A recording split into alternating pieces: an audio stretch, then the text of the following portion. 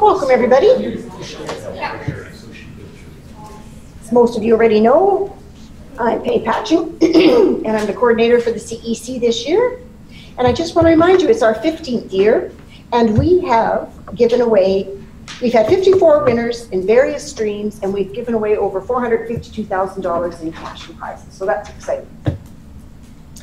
I want to let you know that I have put a couple of things in the shared Google Drive for us tonight. One I just did because Lane from London Road Media, remember when he came and presented on social media and we all wanted more and more and more?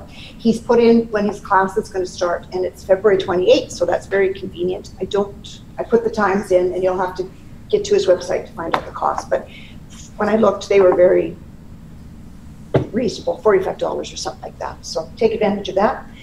And there's a few more things in that Google site, not only from our presentation tonight, but something that escapes me at the moment, but I'll mention it at break. Tonight we're going to have a funding panel. We are going to have ETB, RBC, BDC, all those initials, and we might as well throw in CFLR, which is Community Futures Lethbridge Region. And then after the break, we're going to have MP, speaking more initials, reading your financials and business ratios. I didn't do a survey this week because I thought we really needed an email about avenues for cash flow after last week, so I sent that out instead. That on the background. I think it's like nothing in the wall, you guys. If you want the lights off or whatever, let us know. So please welcome Pam, Andrea, Jason, and Darlene.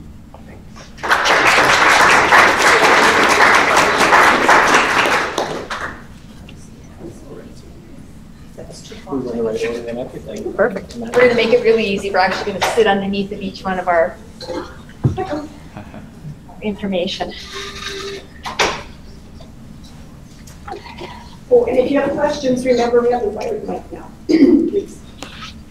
Okay, so what we're going to do is we're going to each talk a little bit about what our mandate is, what we look for in lending. And so what we'll do is we'll start with Jason.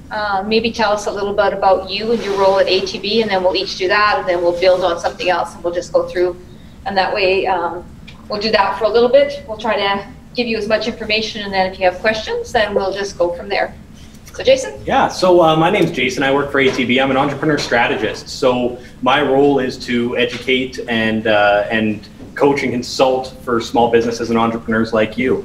I actually worked previously for Darlene at Community Futures, and I used to run the Chinook Entrepreneur Challenge. And I've helped hundreds of businesses go through the business planning process, and that's really what I'm there to facilitate. So the Entrepreneur Center is all about educating entrepreneurs.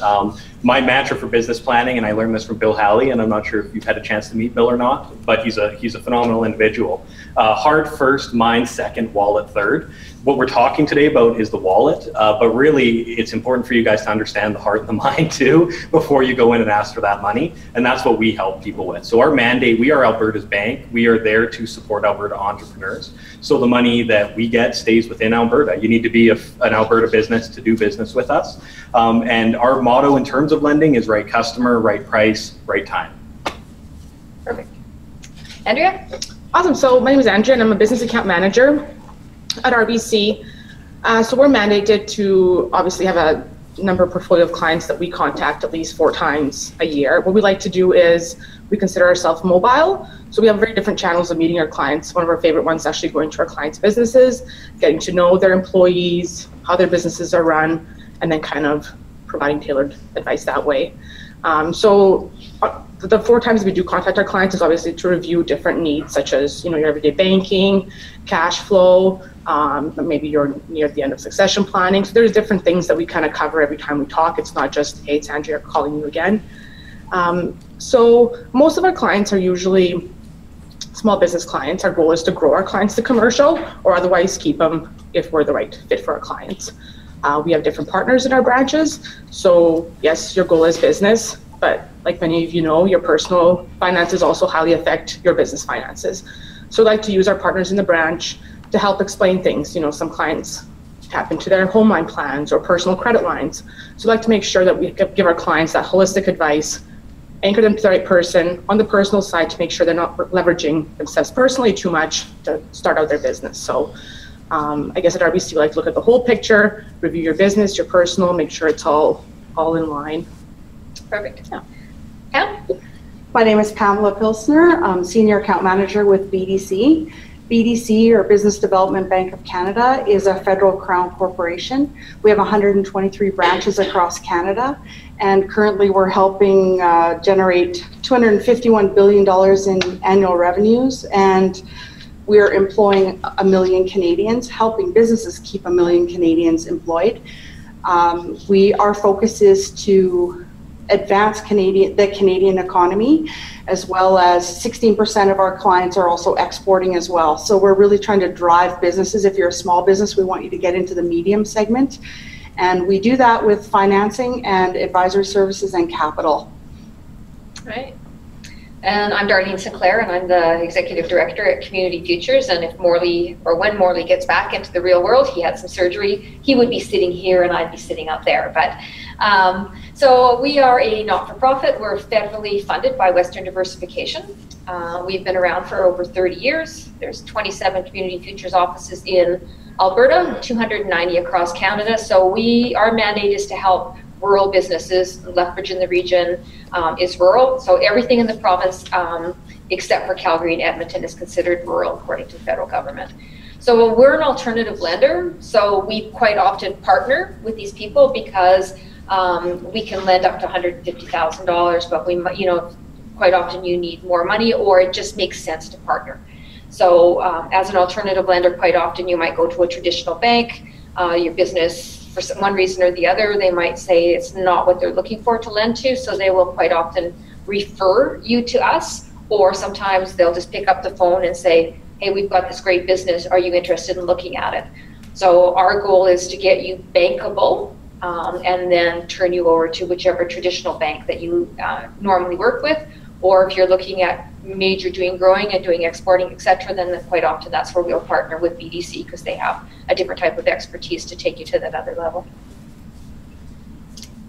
So Jason, when any of these businesses are looking at starting and they come into your branch, what are you looking for? So what's your first bit of advice?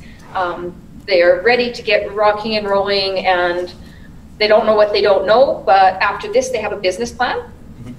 So if they walk into ATB, what's that culture look like? I think that the big thing, like, we always try to find a way to think yes first, right? And so you sit down with me and we'd have a conversation about where are you at in your business plan, right? I know that you've talked about things like market research, and honestly, 9 times out of 10, the conversation is, have you actually talked to anybody? Like, I swear to God, the number of people that come in that have this great idea that they don't want to share with anybody until I lend you $250,000, it blows me away a little bit. And so if you've done all of those things, then it's a matter of trying to find the right fit. And so with us, very, very similar to what you said, we take a look at both sides of that equation, right? Is there a chance for personal lending to supplement some of this stuff? Is there a chance to do some of it on the business side as well? So we have someone who specializes in the business lending side, Ashley Walker, who actually, she was a winner of the CEC years and years ago. And we have another gentleman, Travis Staples, who specializes in the personal lending to entrepreneurs. Right? So maybe it's a combination of both. We just want to make sure that we line you up with the right debt at the right time, right? Because a lot of people misunderstand what they actually need. And honestly, a lot of my time is spent telling people to go away from debt if it can be avoided. I'm a big believer in bootstrapping your business. There does come a point where it's a necessity. It's just important to know what you need, and that's what we kind of help people to figure out before we take the steps down the tangible, this is what we need to do a loan. Okay. Andrea? Can I add to that, or just Absolutely. The same question? Same question, add to it, whatever works for you. Yeah, it just resonated. That's the thing in our business also sometimes that we find clients who it's easier to do a home line plan or to take equity out of your house.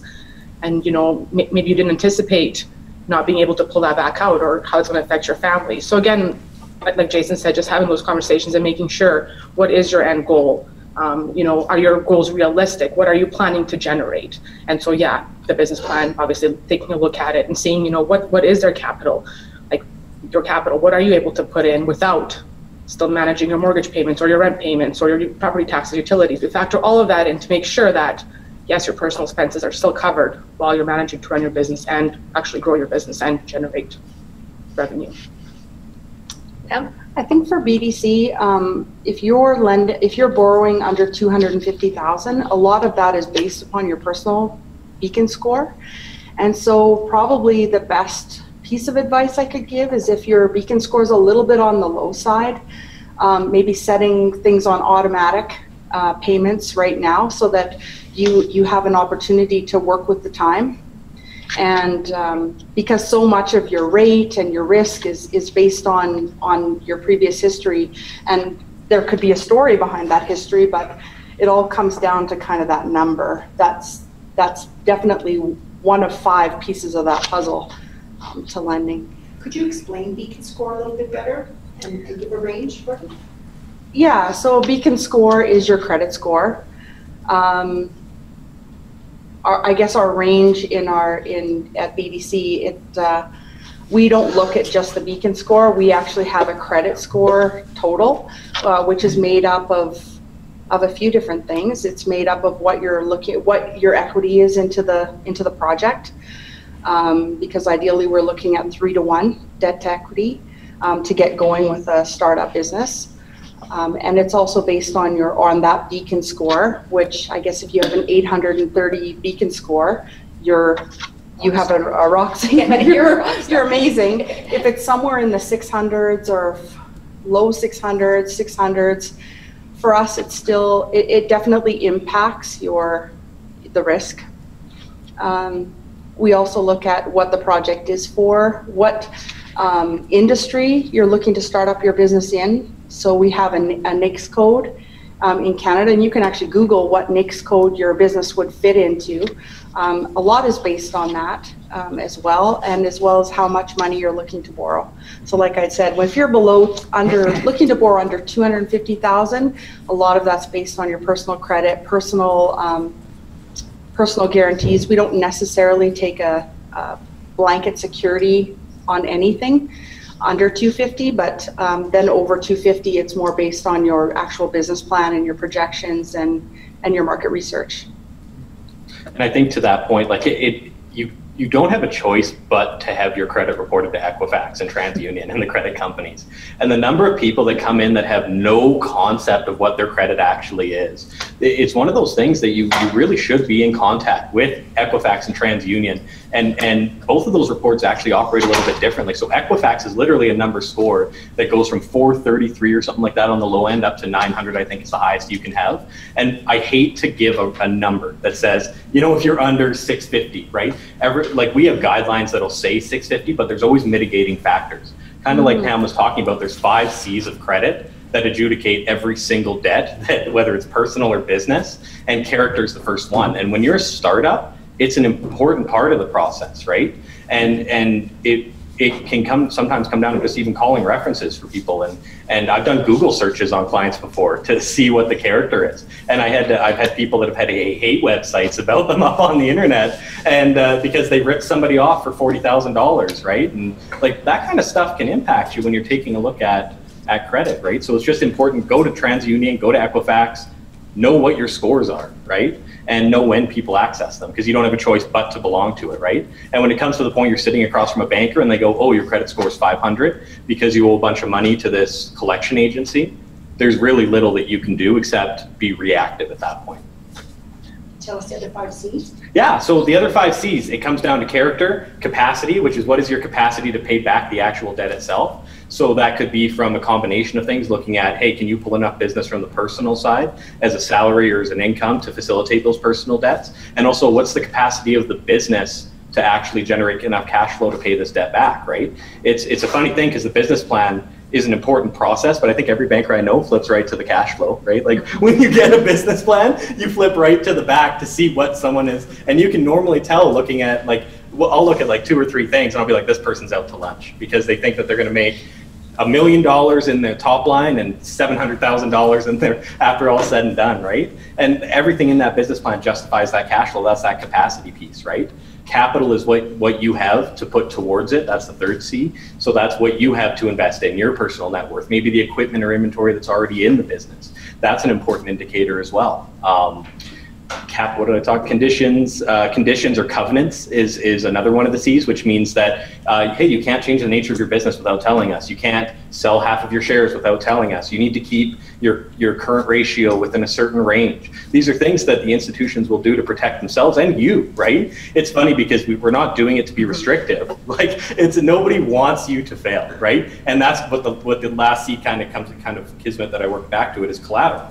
What can we take in the event that this doesn't work out, right? And this is the last case scenario. No institution that's sitting here wants that to happen, right?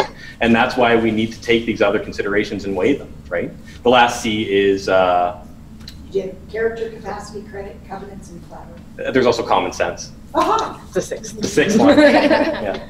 And confidence, I've got to say. Because we actually look quite a bit at startup businesses. We're looking at what experience you had before. You know, what are you kind of bringing to the table? What expertise do you have as a technician of your planned business that's gonna change your world around you? So that's the first thing I look at, because you know, how are you going to step out from being an expert in your field to being an entrepreneur? So Community Futures, we certainly look at the 5 C's of credit. I can honestly say, because as an alternative lender, usually, you know, our partners have turned you down for one reason or other, and we do character loans sometimes. And, you know, the capacity to pay us back is one thing, but also I agree with Pam, like that confidence. Like, I want to know that you know your business, you believe in your business, and you're going to work yourself, you know, you're going to really work and put some sweat equity into that. So, I mean, your credit score, quite often, I mean, you know, it's a factor, something we look at when you come in to see us. We'll ask you if you know what your credit score is. If you don't, we'll ask if you want to see it. We'll bring it up and we'll let you see it. And quite often, you know, there are reasons for some of that stuff, right? I mean, the big thing I think on all of us is we all have applications, and just never lie. Right? I mean, don't ever think that it's not that important, because if you tell us that you've never gone bankrupt, or if you tell us something and we're going to do all those searches and we find out that you lied to us, then your application is dead. Right? I mean, we've seen people go through bankruptcies and there's been a really good reason for it, right? They've been cleared and everything else. We will look at you still. So always just be above board, be honest, and realize that, you know what, everybody deserves a second chance, and that's why we're all here, right? I mean, there's you know, great opportunities for people to start businesses and be successful. So there's tons of partners that are out there that'll work with you. You'll have to come to the mic for questions, okay? If you have a question, can you go to the mic, just because everybody else, we're just waiting for them. I'll wait for somebody to come down to the mic for a question, just so that people online can hear. How many people do we have online right now? 35. About 20. Oh, cool. Go ahead. Maybe this is a silly question. Can you hear me through this? What's better or what's worse, I guess, bankruptcy or bad credit score? Yeah, I guess it depends. Like you mentioned earlier, it kind of depends on the story, right? Yeah. Did you lose an address? Did you have a son in the hospital and you were unable to care for the bills, right? Like, there's so many different situations. I myself wouldn't say that one is more detrimental than the other. Correct. Yeah. Yeah. I have a client, I have a person that I'm working with right now, not a client yet, but the reason why their credit score is poor is because they kind of bootstrapped their whole startup, and they came to me a year too late for their loan. We're still looking at doing the loan. We are going to do a loan, but it's part of the reason why their credit score was so poor. They actually got up to they just hit $1 million in sales last week. Mm-hmm. Yeah. And they did it in 4 years, and they did it all with their own money. Mm-hmm. And so they've been completely strapped for cash for so long, they actually don't know they don't know what it means to feel a little bit of freedom. And so we're stepping in to help them, but that's actually part of our rationale to lend to them. So it's about telling a story. That's every single loan. That is what we try to do, is to tell a story, right? So it could be, I declared bankruptcy 7 years ago, but since then I've never been late on a payment. I've actually been approved for a car, fully paid it off. I have a mortgage now, versus, hey man, I don't agree with those loan terms, so I'm going to stop paying my loan. Like, those are two totally different stories, right? So it has to be a case-by-case basis. Yeah, and that being said too, I mean, there again, as the alternative lender, what we see quite often is we'll see people, they'll think it's a short-term fix. I'm going to use my credit card and I'm going to just keep putting my business expenses on my credit card. And then a year later, you know, they're $100,000 or $150,000 in debt on credit cards. They're paying 29 to 34%, and they're sinking. And I don't know how many times we can just say, please never do that. There's always alternatives that are out there, and never let anybody, you know, from a bank or any other institution tell you that that's a good fit. And there's also tons of like, you know, people that will come around. There's merchant advances, and it sounds like it is like a savior for your business. They make it sound really good, and we see so many businesses going under, or to the point that they're so far in debt that even we can't help them. So ask for help and be honest with your bankers and stuff, because that's what we want to do. We want to see businesses grow in our region. We want to see employment grow, and so we'll help work with you on those fixes. So just always don't be looking for the easy solution, because usually those easy solutions will take you down, right? So be very, very careful on that. Because what I'm thinking of is, like, as students, you have student loans and stuff like that, right? Oftentimes those can be really high, and they can affect your credit score in a really bad way, just because you have so much, right? Just because you have so much. So as a student, your credit score might be crappy because you're a student, but that's okay, right? I mean, there's a difference between that and walking away and, you know, turning your back on bills as well. Yeah, maybe you're so full-time. It comes down to, that's where your character comes in, right? People, you know, we accumulate bills and we have a responsibility to pay them, right? So I mean, sometimes it's negotiating payments, but that's what we're looking for. We're looking to show that you've got good character, that you don't think it's just easier to walk away and wait the 7 years and start another one and go on and on and on, right? And in the traditional sense, looking at a credit score as a beacon score, credit utilization is where it really impacts you in terms of how it calculates the score, but that's one variable in that actual final calculation, right?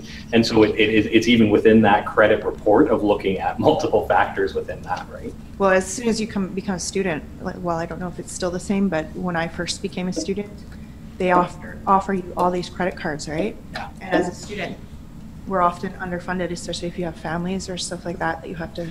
So oftentimes you will raise up your credit card amounts as well. So that's another thing. Like, as a student, you might have all this credit card debt and this school debt, and then what do you do from there? Like that's one of our struggles is as we're students, both my husband and I, and we've been wanting to start a business for so long, but we are more invested in trying to pay off our debts and survive as a family than we've been able to put into a business, if that makes sense. And so we have no way of starting a business because we have no capital to go towards that.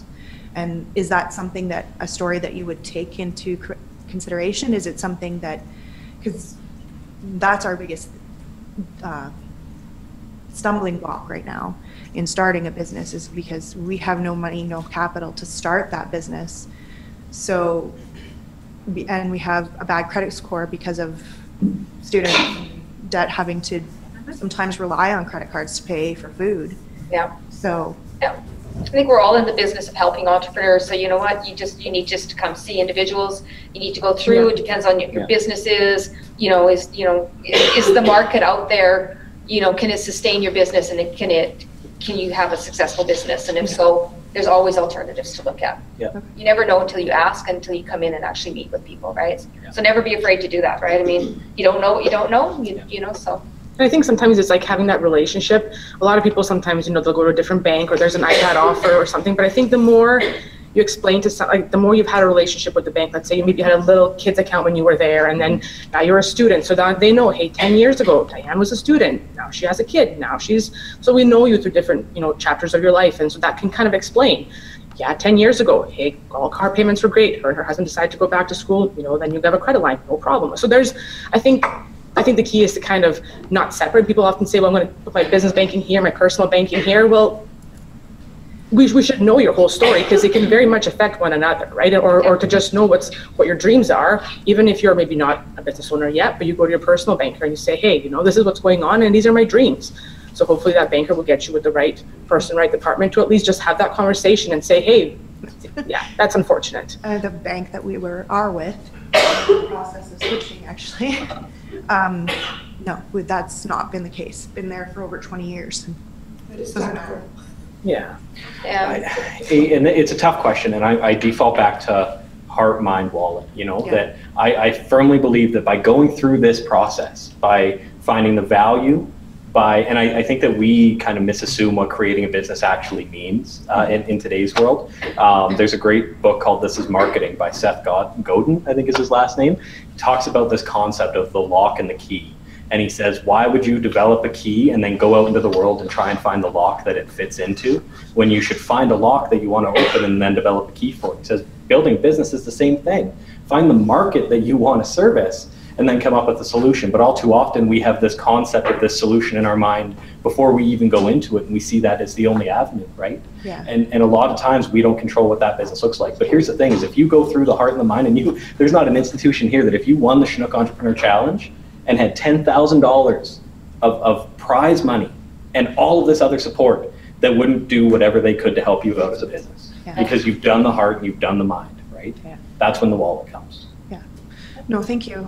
Yeah, we were in the process of actually switching. I know Jason quite well now, to ATB, partly because of the problems we've been with this. I won't say the bank is not an. Okay, yeah, but unfortunately we hear that. Yeah, and we've been there with them for so long, and And where did that get you? We go into, well, we want to pay down our debts. Can we get this? Can we, we want to start a business. No, well, it just comes back to our credit score every time, and every time we go in, it's a different person we talk to. Yeah, that's and so we never. So how can you have a relationship? Yeah, you can't create a relationship with your bank if the person that you're talking to is different every time. Yeah. And now they're shutting down most of it's just frustrating. So, yeah, definitely. Yeah, I would love to create that. I would love to have that relationship that you speak of. Yeah, it's not like it happens all the time, but it's like a two-way, right? It is on the bank to initiate. It is on the bank to say, hey, but it's also on you to say, hey, you know what? I just need a little freshen up, or something doesn't like it's a two-way, right? Yeah. But I totally agree with you. It's not ideal in a lot of situations. Yeah. No, thank you. Sorry. No problem. I've got an online one, so I'm coming closer to the mic, so I'm leading into you people. So, question, if there's time. For a brand new business with no sales yet and an untested concept, what are the key areas you would look at? You mentioned cash flow is important, but often feels like it's a lot of guessing. Sure, I'll jump in. Whoever wants to jump in. I feel very specifically about this type of thing. So when someone says untested concept, my mind immediately jumps to technology. I have a technology that is an unproven concept. And there is this beautiful thing called an MVP, a minimum viable product, where you can make something from nothing. There are so many resources available that there's no reason that you can't test the fundamental concept behind your business before you walk into a bank, right? And here's the flat fact of it is if it's a tech-based business that is funded by capital, capital is not necessarily debt, right? Capital is money that's put into your business from an external source. It could be sweat equity, it could be friends, family, and fools, it could be venture capitalists or angel investors. There's a lot of different categories, but the point is, debt does not finance it the same way capital does, right? And tech-based businesses especially grow in a different way when it comes to that whole debt and equity concept. Anybody else? And how much equity would be put into this project? Right. That's one of my questions. Yeah, where's the cap? I said to him too, obviously you're going to ask, how much skin is in the game? How much Correct. capital does he have? Totally. Yeah. What collateral could you offer the business? And then I said, why haven't you tested your product or tried to make sales, found a sales route, channel, etc. So a lot of the stuff that we've been talking about over this last 6 weeks leading up tonight until whatever, like you say, it's just like get out there and talk to the right people. Find out if there's a market for your product and stuff. So there's a lot that goes into it, and so there's not a black and white answer on stuff like that. That's for sure. Thank you. Okay. So I know interest rates are probably one thing that everybody worries about or thinks about. So when you come into each one of our institutions, how do we gauge what type of interest rate? What do the terms look like? So maybe we'll start with ATB. Yeah. Jason, do you want to? So interest rates are a calculation of risk, and it all comes down to what the risk profile of the business is, okay? But what I found is that in the small business world, entrepreneurs are much less price sensitive, and they're much more, where can I get the debt from? typically you're going to pay a higher interest rate. One of the things that we typically look at, especially in the startup financing world, is something called CSBFA, Canadian Small Business Financing. So it's an act, this Canadian Small Business Financing Act, and essentially what it is, it's open to a lot of institutions.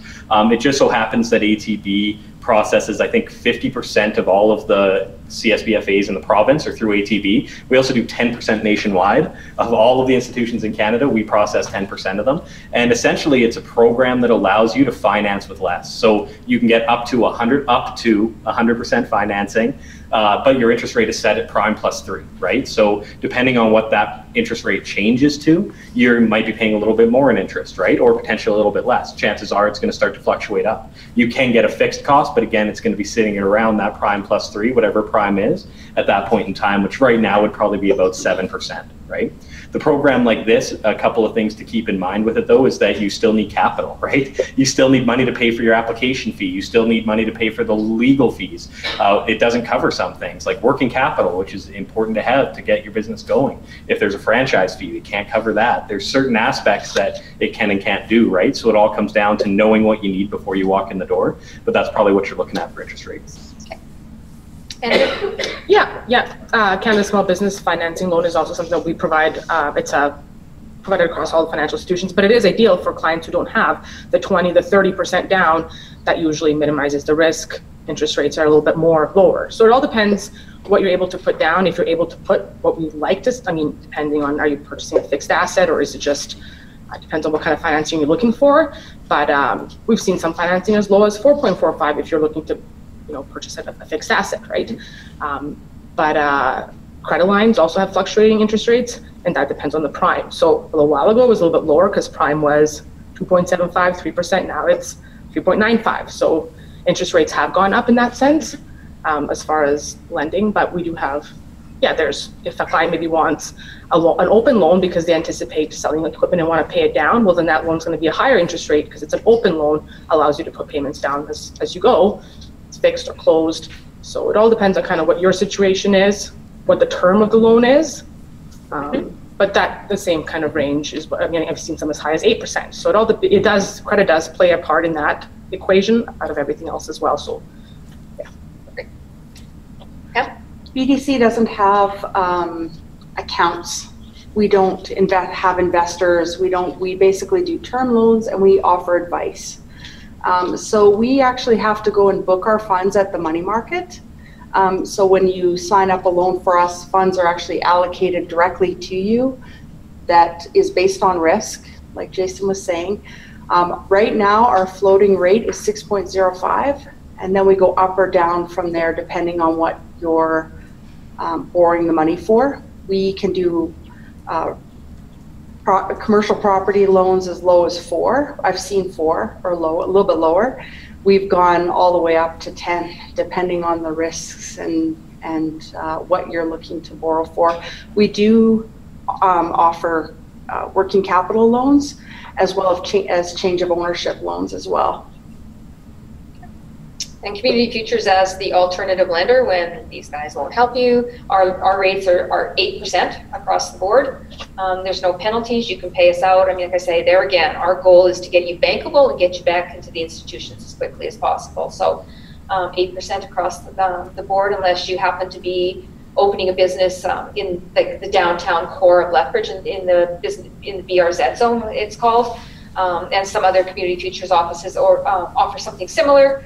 And it's business improvement type loans that are there to help everything from software to, whatever you need to open, the bricks and mortar part of shelving units, inventory, etc. And we partner with the Heart of the City and the downtown BRZ, and those loans are loans up to $15,000 and they're interest free. The city and the BRZ actually pay the interest on those. Some of our small communities also partner on that. So depending on where you're opening your business, and what we find quite often is a client, if they are opening in the downtown area, they can use $15,000 towards their loan, and then they will use a traditional loan, a term loan, to cap that up. So there's different types of programs out there. So we're like one of the different ones. Ours are set at 8%. Our goal is to lend that money out, bring the money back in, and help the next person who can't start. So every 15 or 50? 15,000. So based on receipts, so you would bring in some estimates of what you need to, what you're looking at, right? Once you pay that off, you can reapply again, and so it's just you can use it almost like a revolving line of credit in a sense, right? It has to be signed off by Ted Stilson from the downtown BRZ, but as long as it fits in that mandate, they're happy to do that. One thing I want to say real quick about interest rates, and I feel like this is something that in general people don't understand, is that the amount of time you pay a debt off over is inversely related to the interest rate you're paying. So if an interest rate is 24%, you need to pay it off quicker. If it's at 3 or 4%, you can let that ride for a little bit longer. I see so many people, and we talked about this, riding credit cards for years and years. And it's like there's this concept in finance called the rule of 72, which is typically used for investments, and that's you divide your return into 72, and however many the number is, that's how many years it takes you to double your investment. You can apply it to, if you're making interest-only payments on 24,000 or 24%, that's 3 years you're gonna double the money that you borrowed, right? So that's why you need to pay it off over, and just manage your cash flow better, manage your cash flow better, manage your cash flow better. Profit first. Each of you should go and read Profit First. That's all I'll say. Yeah. And it's interesting because very seldom do people come in and actually, I mean, I would have thought when I started this job way back when, one of the first questions people would have said is, what is your interest rate? But it isn't, right? It's like they realize they need the help. They want us to help them. They want us to give them guidance, etc. And they just know that it just works from there. So, I mean, quite often people are signing the document and you're going like, you know, this is the interest rate. And they go, oh yeah, I forgot to ask about it. So really, I think when you're working with institutions that genuinely are working with you to grow your business, I don't think there's any big curveballs out there. All we can, I'm sure every one of us can say is just stay away from like the high credit cards, etc. Let other people help you and manage that a lot better. Yeah. And don't walk in, this kills me, when someone walks in and goes, how much can you give me? Don't do that. That's a bad idea as a general rule. Yeah. So let's throw a question out there. So what are the most common things that you see, like that basically what you just said, but that throw us, you know, that we just kind of roll our eyes and just go like, really? Like, you know, so what are the things that you see quite often are part of a business not succeeding, that they're going down that rabbit hole, and if we could have helped them sooner, we would have? Anything in particular that kind of jumps out? The biggest thing for me is when you think you're going to compete on price. When you think that your big competition factor is that you're the low. I'm not saying don't be competitive in your price. I think that there's a difference between the two, but I think that it's important to understand the value you bring to your customer's life and price yourself accordingly, right? And all too often people don't do that. They'll skip right from heart to wallet, and that's that mind piece that I always talk about, is you got to validate what you're talking about, and that more often than not is what's missing. Okay. John, so I'll take it back, unfortunately, a little bit to the personal finance side. Is often we see clients who come in and say, this is my business plan, this is what I'd like to do, I'm going to quit my job and I'm going to start doing this, and I'm, you know, heavy duty mechanic, I'm going to quit my job and I'm going to move to Airdrie and I'm going to start my own business. So first of all, you're going to quit your job. I have no idea how you're going to make your payment, right? Like, it's a huge thing people don't consider is how you cover your cost of living, right? Obviously this is why you're here. You want to grow your business, open up a business. But if your personal finances, if you can't personally survive, like, no, that really has to fall in line. So that's why when we do our debt servicing, when we do an application, we see what's left over, and can that still make you survive? Can you still put food on the table, pay your property taxes, or whatever the case might be? So I think that's the one thing that I always see is, I mean, you do have a client that says, hey, I've dreamed of this for 20 years. Here's my money that I've saved down. This is what I want to do. I'm going to continue working at CRA, you know, doing this 9 to 5, but guess what? 5 to 12, I'm going to go back into my shop and I'm going to invest all my time in there. I'm going to sleep there or do whatever. Those are the ones that you see are like, those are the ones that usually, you know, are going to strive or grow. But the ones that have already decided they're going to quit their job, I mean, even if it's in the same industry, right? Yeah. Or are you paying yourself a salary within the first couple of years, right? Like, where are you drawing your income from? Well, I'm going to write it off, right? So I think they have this great idea, which is awesome, but it's just kind of taking a step back and making sure, how are you financing your personal life, your way of everything else aside from that. Thanks. Yeah. I like to get 2 sets of projections, one with a great outlook and a rose-colored glasses and if nothing goes wrong, and one if everything goes wrong. Just to be able to sit and talk to them after to see how long it will take or where or what ideas that they have to kind of bail out, because before joining BDC, I was an entrepreneur for almost 15 years.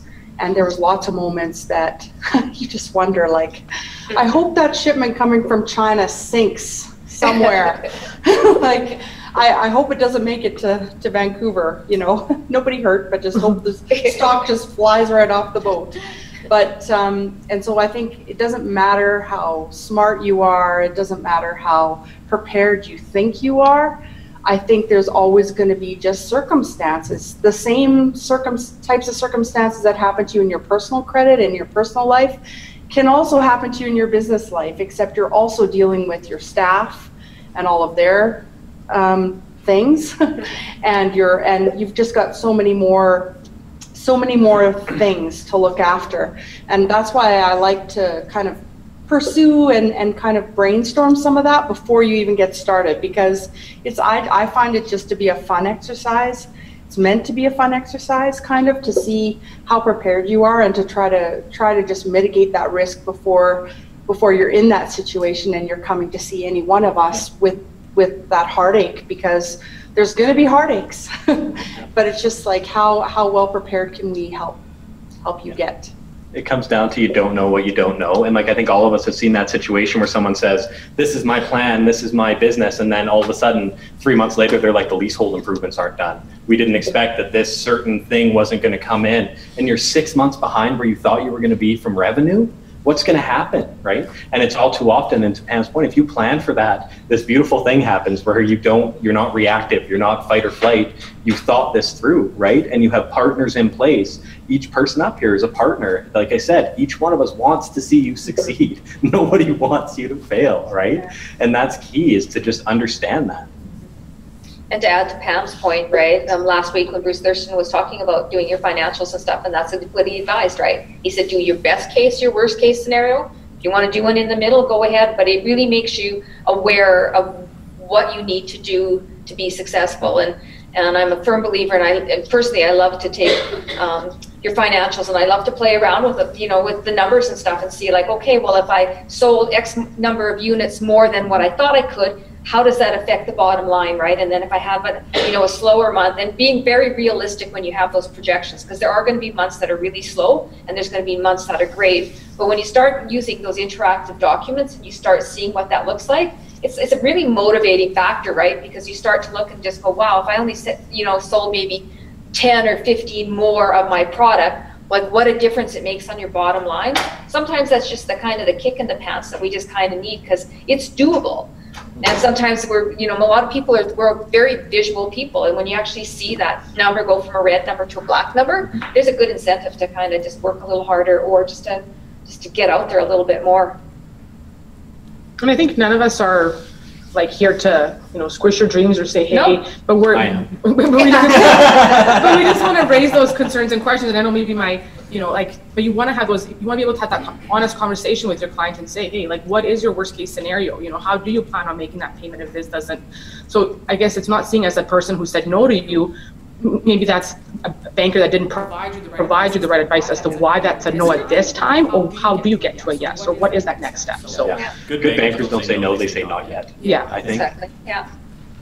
And a lot of times, I mean, just as an example of sometimes, business is slow, we also see the flip side where they're expanding too quickly, and now they're short of cash because in order to actually meet the contracts that they just signed, guaranteeing that they can do 50% more than they ever thought they could.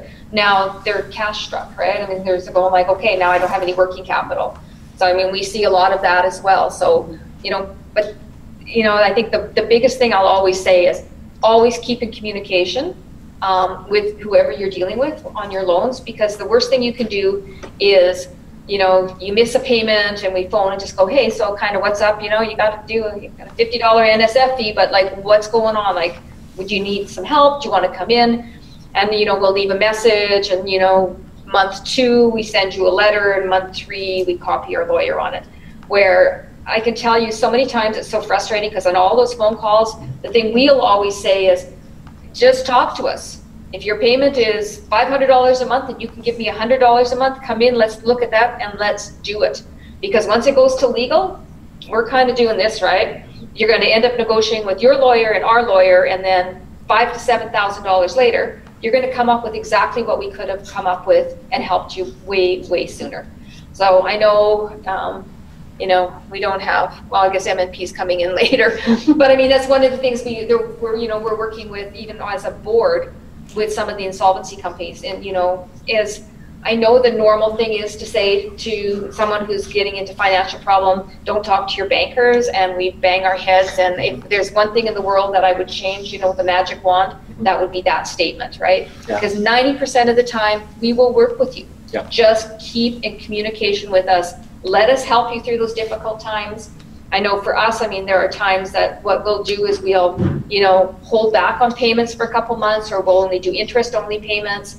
You know, you have to make that up, and we'll do whatever, but at least that it doesn't affect your credit, you know, your credit score. So maybe to that point, each one of you, can you talk about what you can do to help people when they run into trouble? What types of, you know, can you postpone on a payment? Can you work with them? What does that look like? So one thing that I wanted to talk about real quick, in terms of those financials, it is so good that MNP is coming in here, because each and every one of you needs to understand your financials. It is so funny to me how people will come in and go, what do you mean you can't lend to me? Well, your ratios are all out of whack. Your current ratio doesn't make sense. You don't have any working capital. These things that we use as banks to determine debt, it's not our fault necessarily that they're not in line, right? Because you as an entrepreneur made a choice along the way to do something with your business. You need to understand them. And entrepreneurs all too often do this thing where they manage by abdication, which means they go, just take care of it. I don't want to deal with it. But you need to delegate that. Even if you are going to use a bookkeeper or an accountant, have a system in place and have your expectations in place. The number of times I hear, I thought they remitted GST and they didn't. I need $20,000. Nobody likes to finance money to the government. I mean, come on, guys. But more to that, like in terms of what ATB can offer, I work with clients that are at that point, right, where we can maybe make subtle shifts in their business. It all happens in stages, right? So if I'm able to advise you out of that hole, whether it's hit the wall, whether it's you can't get any profit out of your business, there's certain things that you can immediately put into effect that can sometimes help you out, right? If you progress more than that, we do have flexibility depending on the loan program. Like Darlene said, sometimes we can go to interest only, right? If you haven't done too much interest only in the loan period so far. Sometimes we can reduce, maybe skip a payment. We also have a division within the bank called TAG, the Target Asset Group, that their entire job is to get you from struggling to successful. So they have more specialty advisors that they'll give you, and potentially they have more flexibility in terms of what they're able to do for you. Right? Like I said, nobody wants you to fail, so they will work with you. Sorry, what company was that? It's an internal thing at ATB. It's just, we call it TAG. They deal with people that are in business, have loans with us already, and they're struggling, right? They work with the business in a coaching advisor capacity to get those things in line. Andrew? Yes. The question was about... do you have flexibility in payment? For sure. So what do you do when somebody walks in the door and say, or they miss a payment or two? What's your process? What does that look like? Yeah, so it all depends on the case-by-case scenario. If it's a financial hardship, we can do an application to see if we can postpone as far as 3 months worth of payments, right? Maybe an interest might still have to occur, but maybe we can delay the principal. So it does depend. We had, unfortunately, there was a fire in Fort McMurray. We had a lot of clients we had to do financial hardship applications for, whether it was personal, business, because their businesses are not there, right? There's no way we're going to get our funds. So we want to find any way that we can either delay it, but same thing, we also have teams, our triage teams that our last resort is ever to collect on the collateral. So obviously we involve any partners that we can, make any case scenario that we can to defer the payment, skip a payment, interest only payments, but it all depends on the situation itself. But there is definitely ways, and that depends. Were you in contact with us, or did you not tell us and now you're 60 days late and now you want the help? And I called you 3 times and you ignored all my phone calls and my letters, right? So it's, you got to be also proactive on your end to tell me what's going on so I can find the right partners to help us out. So BDC starts the loan out with a principal postponement of 1 year to 3 years. Depending on if you're constructing a building, we'll give you up to 3 years. So does really help your cash flow, because we realize that that's going to be, your first year is going to be tough, even if you're just getting a brand new piece of equipment, you're training staff, you're getting it delivered from Germany or wherever. So we kind of start things out that way. Then as we're kind of working with you, if there's some hardships, like for example, if you're having hardships in your business, we can look to apply to get 6-month postponements. And we also have pre-authorized postponements throughout the country, like when the forestry industry kind of goes down, oil and gas kind of goes down. At that point, there's pre-authorized companies are on our list already. We just have to phone them. They pay no fees. We can just postpone their principal for 6 months. We're kind of just looking at, the long-term growth of those companies. We're always kind of looking at long-term. And we have a department as well, similar to TAG, except ours is called SAD. So it's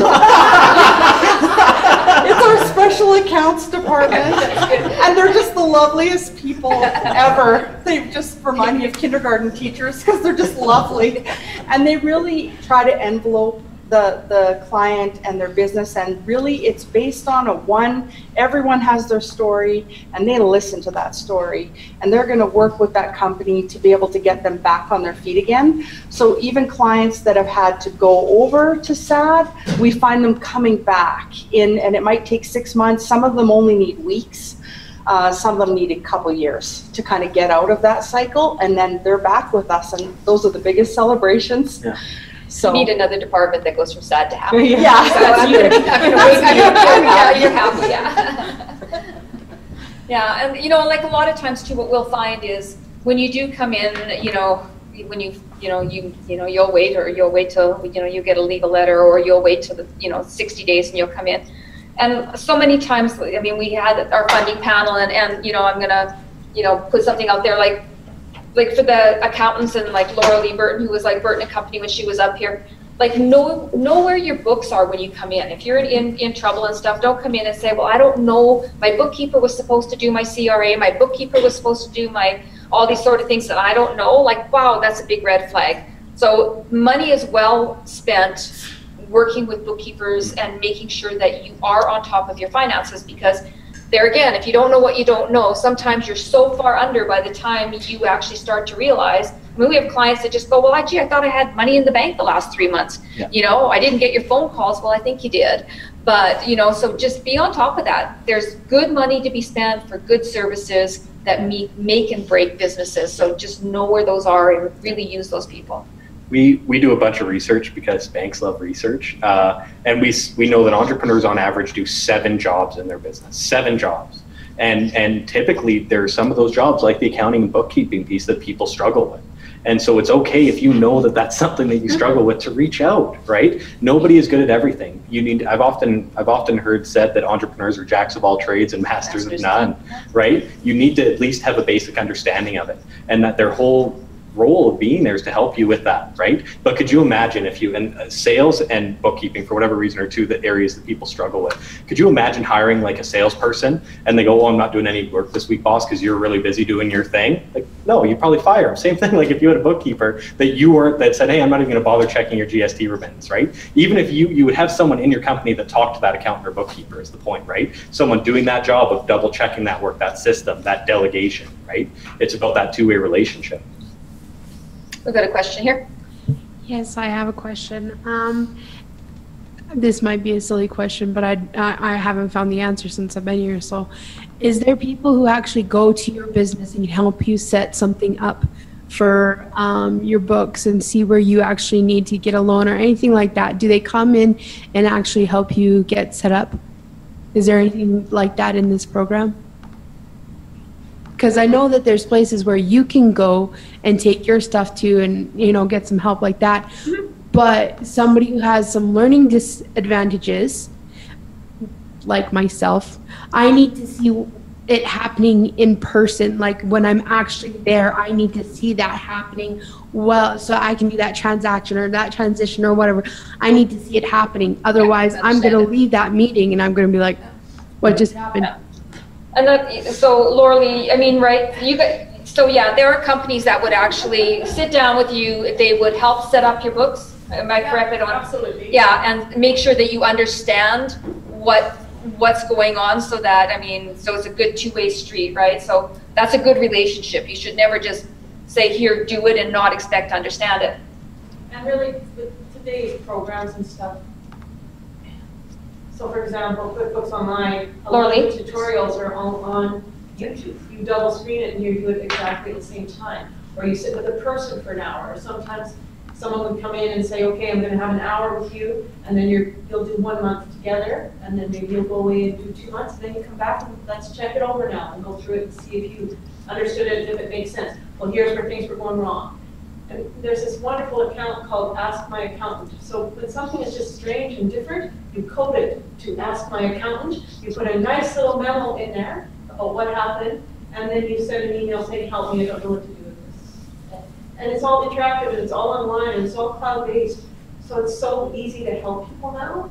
It's so easy if you get help too, if you're struggling. What was your name?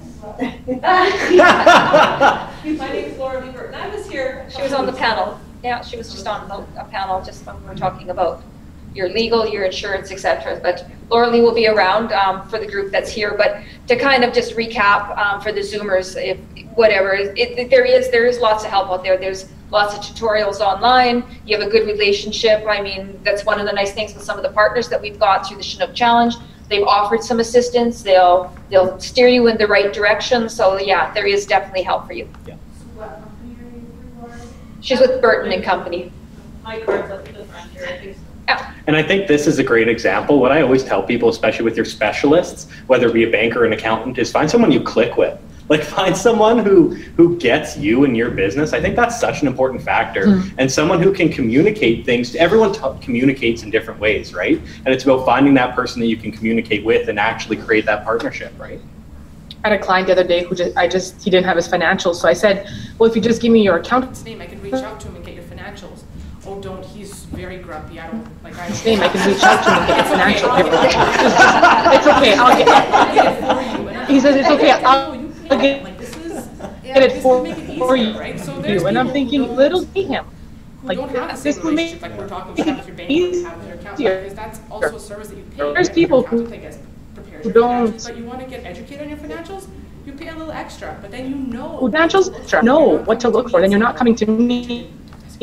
An exit meeting, and that exit meeting is to interpret your financials. Yeah. Unfortunately, sometimes it's a year later or 6 months later. Yeah. If you're on the ball, it's within a couple months of your year end, or you're meeting mid-year to review how you are to date. Yeah. And really, it's up to you. Andrew didn't explain it. To make sure it's on top of it, but it's up to your accountant to make sure it's not high. How are your kids doing your CEC? That's not your accountant's job, and if that's what Or if you're you're okay doing. to pay for that. Or if you're okay to pay for that. If it's a cheap accountant and that's all you're paying for, then that's all you're getting. Yeah. What is wrong? What's normal? What's ethical? Are you relying on the industry standards a little bit? Or, man, this is a bit discretionary. You didn't really have to do that this year. And We might put you at the mic you more don't often. pay yourself, but you're paying business coach. Business coach for you.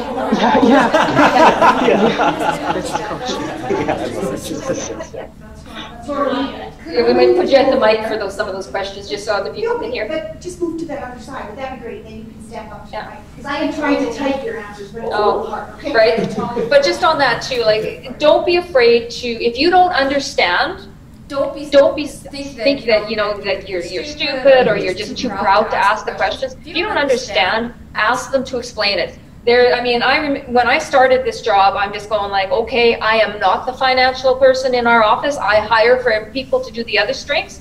And so I would sit there for a long time and just go, explain that to me. And there's so many times they can put it in layman's terms and then you can actually see it. So don't be afraid to ask those questions. You need to understand what your financials are saying about your business and what they're saying about you. So there's no stupid questions. There's like, don't ever be embarrassed by asking questions. Totally. Can you go to the mic too? Yeah, I guess it was just a quick comment that one of the best advices I've ever been given by one of my mentors as I was looking for accountants and stuff is that we're allowed to interview them before we hire them. Yeah.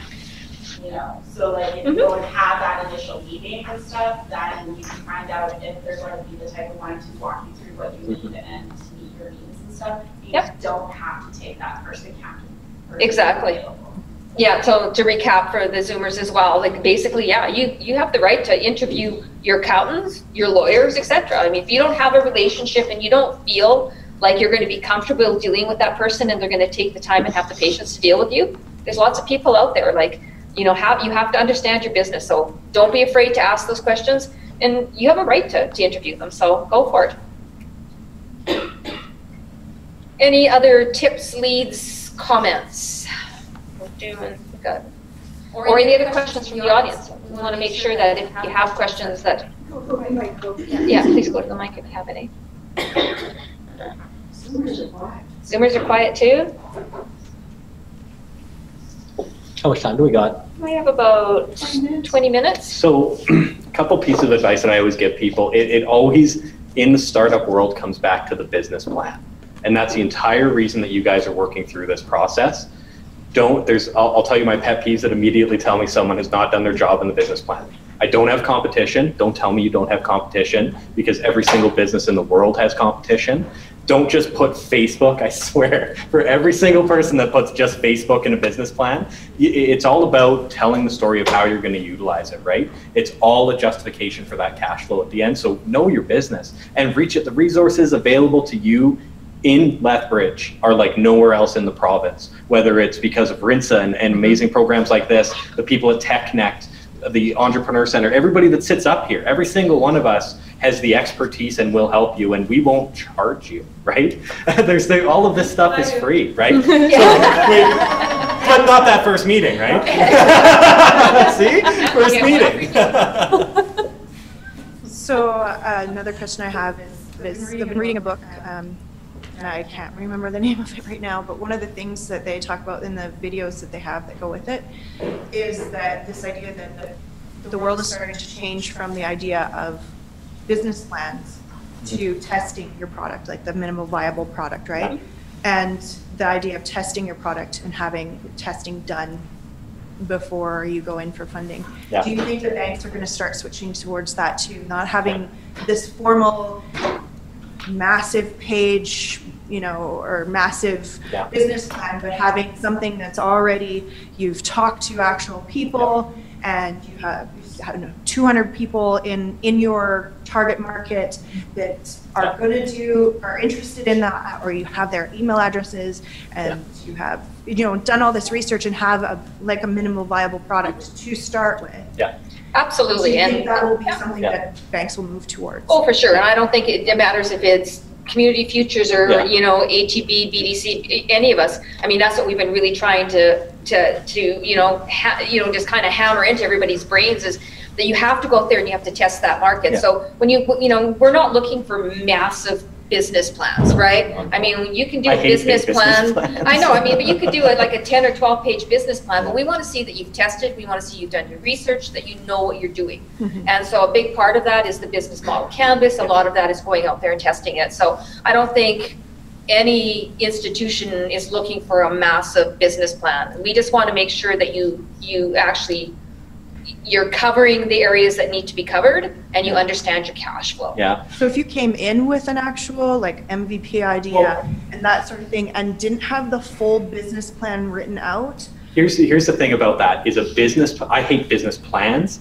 I think the business planning process is better, but a business plan is a necessity to communicate something, right? Every business plan is the same. It's who, what, why, when, where, how. It doesn't need to be pretty. It doesn't need to be, and I hate beauty over function. I don't care. Maybe throw a chart in there, you know, so I don't get fatigued, but it can be point form, right? I really don't care necessarily. It just needs to show that you know what you're talking about. And to kind of, because one of the things we talked about, me kind of mentioning tonight to that point, there's so many options out there. Crowdfunding is a big one, right? And that is the whole concept of you validating your market and people giving you money based on the fact that they buy into what you're doing, right? So we have Booster is a great example. That ATB Booster is a crowdfunding platform, right? And I know that you know about it. I was telling Darlene before we started, I had some stats on it. 300 businesses, $1.6 million, 11,000 people have donated through Booster so far.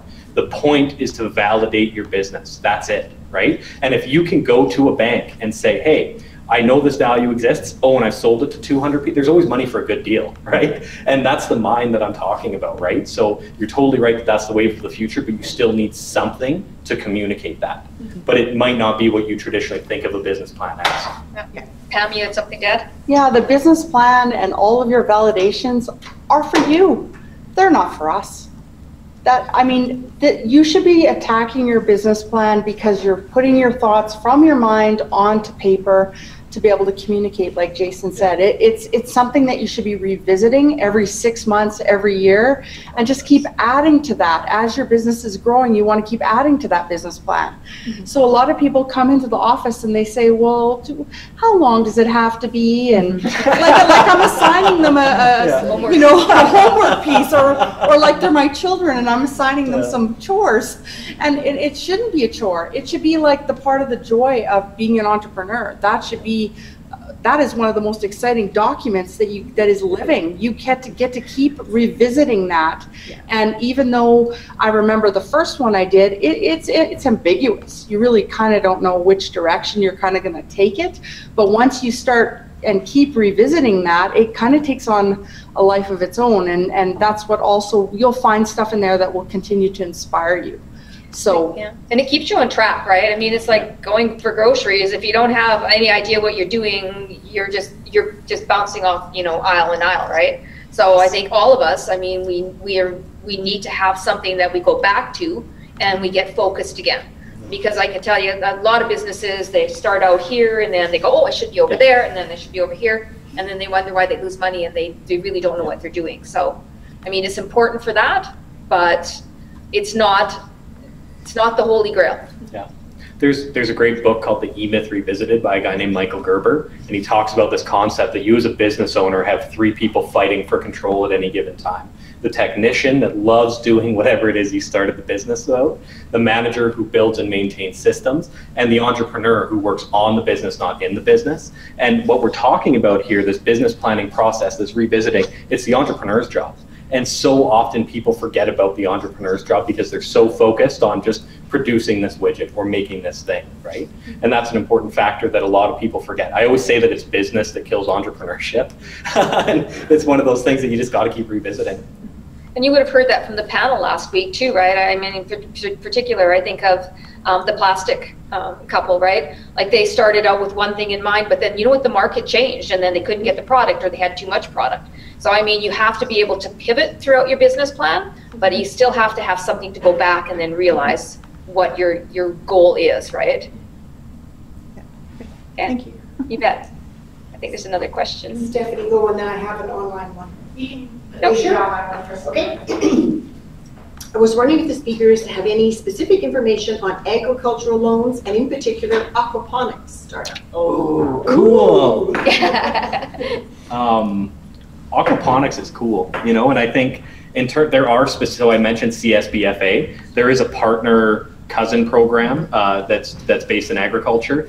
You might be able to speak to it with more authority than me. I don't do a lot in that ag space in the lending world at the very least, but there are programs available definitely for ag. This is an innovative hub for ag and ag tech, and so it's a very hot space to be in right now. Andrea, do you have something? For sure, the lady Angela who is previous years here, she a lot of her desk is agriculture. So we do have different, the Canada Small Business Financing Loan, there is an agriculture piece in there as well. And again, we like it because there's a government guarantee attached to it. But that is something that we do offer. And we do have different business account managers are more focused on different sectors. I have a little bit of agriculture in mind, but I'm not ag-tech specific. Yeah. We do a lot of value-added ag businesses like fertilizer plants and processing plants, but we usually utilize a lot of our partners, and we partner together to do what we call pari passu lending on those types of projects, where we split the loan, we share everything, including the risk. So. Yeah. And I think, through all of us, we certainly have partnerships that we could refer you to. Like there's lots of good things out there. There's probably grant money, because it is kind of ag is definitely something that the government likes to look at and stuff. But yeah, we could certainly put them in contact with specific people. Yeah. Right. And I think like if you're in, especially in ag, especially in aquaponics, and that leading edge of agriculture, there's a lot of capital that's potentially out there. If you can actually prove that you're doing something viable, there's a lot of possibilities for sure. Yeah. Did you speak to Southborough? Doesn't Southborough have some innovation? There might not have it, we can look it up. Okay. I'm sure they do. Yeah, I'm they not probably 100% have, sure. yeah, they would probably use the same contacts that we do. So I mean, through the Business Link would definitely know if there's any grant programs out there, etc. Sure. Locally here in Lethbridge, our main contact normally would be Jan Warren at Alberta Ag, and she is extremely well connected. So through those type of people, we could certainly find some information for them. Thank you. Thanks, Jeff. Okay, so I guess my question has to do more with a bit of like the cash flow that you're trying to figure out to get the funding and stuff. So we keep hearing like the term valuation and like that like, I don't know, it just seems to be very like how much like your company is going to be worth or your projections and stuff. And it seems like the numbers are really pulled out of thin air and the formulas are like just very arbitrarily chosen. So I'm just kind of trying to, especially for like when you're trying to develop something that you don't really have another business to base it off of, to kind of figure out where numbers should be and stuff. What type of, I guess, advice you would give for trying to calculate that kind of stuff? If that makes sense. I love cash flow. I'll talk about cash flow all day long. So a couple points that I always make to entrepreneurs. Cash flow is not revenue. Cash flow is not profit. Cash flow is literally the flow of cash that goes in and out of your business. And those are separate things. I've seen entrepreneurs with $2 million in top line revenue, but they're coming to us for a loan because they don't have any cash in the bank, right? And what it always comes down to, regardless, is you want to take a process called bottom up when you're forecasting your profit. So what I always tell people to do is take a jump ahead a year in time. If you know your fixed costs, if you want to break even, how much do you need to sell, right? And then you take a step back and say, well, what does that look like over 12 months? What's the seasonality in my business? Retail slumps in January and February, right? If you're ag-based, there might be shoulder season, like my brother-in-law's a farmer, he gets paid 3 times a year, right? It's important for him to know that if he's going to be dealing with 90 days payable to I don't know how farmers guys, to someone to do something in his farm, right? Or maybe Farmer's Edge, they're doing some drone work for him or something like that, right? And if there is a justification, I've even had retail establishments break it down from that month to the week, to the day of this is my busy season, this is how many people I expect to go in my door. These are the fundamental assumptions I built my cash flow on. This many people are walking in my door, this many are closing, this is the average sale. You need to have a basis. All too often people take this top-down approach that the market's 100,000 people, I'm going to capture 10% and I'm a millionaire, right? And that seems to be the approach I've come across a lot of. I hate that approach. I don't like that. It feels very weird. Bottom up, and it needs to go hand in hand with the sales forecast of when I put on that hat as a salesperson, how am I going to drive those people through the door? How am I going to close that business, right? Do I need to move 1,000 people through my sales funnel to close 10? What does that look like, right? And that's often a part that people neglect. They'll just throw numbers on a page. And it'll be steadily growing or just static. I love the static ones. I'm just going to sell $20,000 a month for the next 12 months. I'm good to go. Yeah, and that seems to be like the formulas that we were getting in class and stuff like that, was like calculate your market potential and all this other stuff. And I'm like, I can see where that's useful, but at the same time, it doesn't really give you much guidance for how to develop stuff to reach those. Bottom-up forecasting is what it's called. I can share a resource with you too if you'd like to, that is by Mars D out of Ontario. They're a great institution that helps entrepreneurs. They have like a 16-page free PDF that walks you through what bottom-up forecasting is. Okay. You can share that with Penny and she can send it out. For sure. it might even be already in the Can you repeat that? a link. The one you just said? Mars D, I think it's called. I think honestly, if you go into the business plan for the CEC, I'm almost positive there's a hyperlink to this document in there already. And are you saying MARs? Yeah, I'll send SD. I think it's called Mars D. I just haven't favorited it. No, so they walk you through what is bottom-up forecasting. What does the process of bottom-up forecasting entail? But it's something that any of us could probably help you with. Like in that advisory capacity, come in and talk to me and I'll walk you through it. I've helped hundreds of people plan that cash flow. Yeah.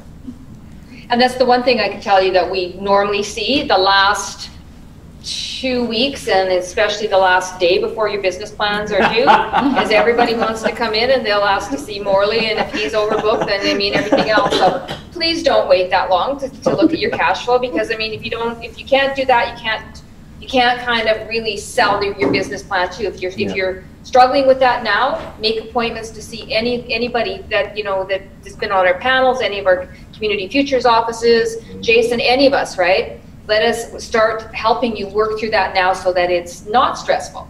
I mean, if once you kind of get the hang of what you should be looking at, then it just takes a big burden off. So don't let that heaviness like carry you and say, oh, I can't do this. Like, let us help you. If you Google Mars, MARSDD.com,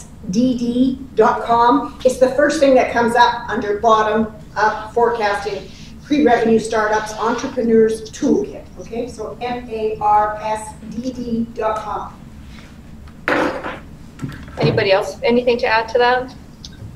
Just when you speak to the cash flow, I think we're just looking at, right, like your expenses, your salaries, your management. Like, are you traveling?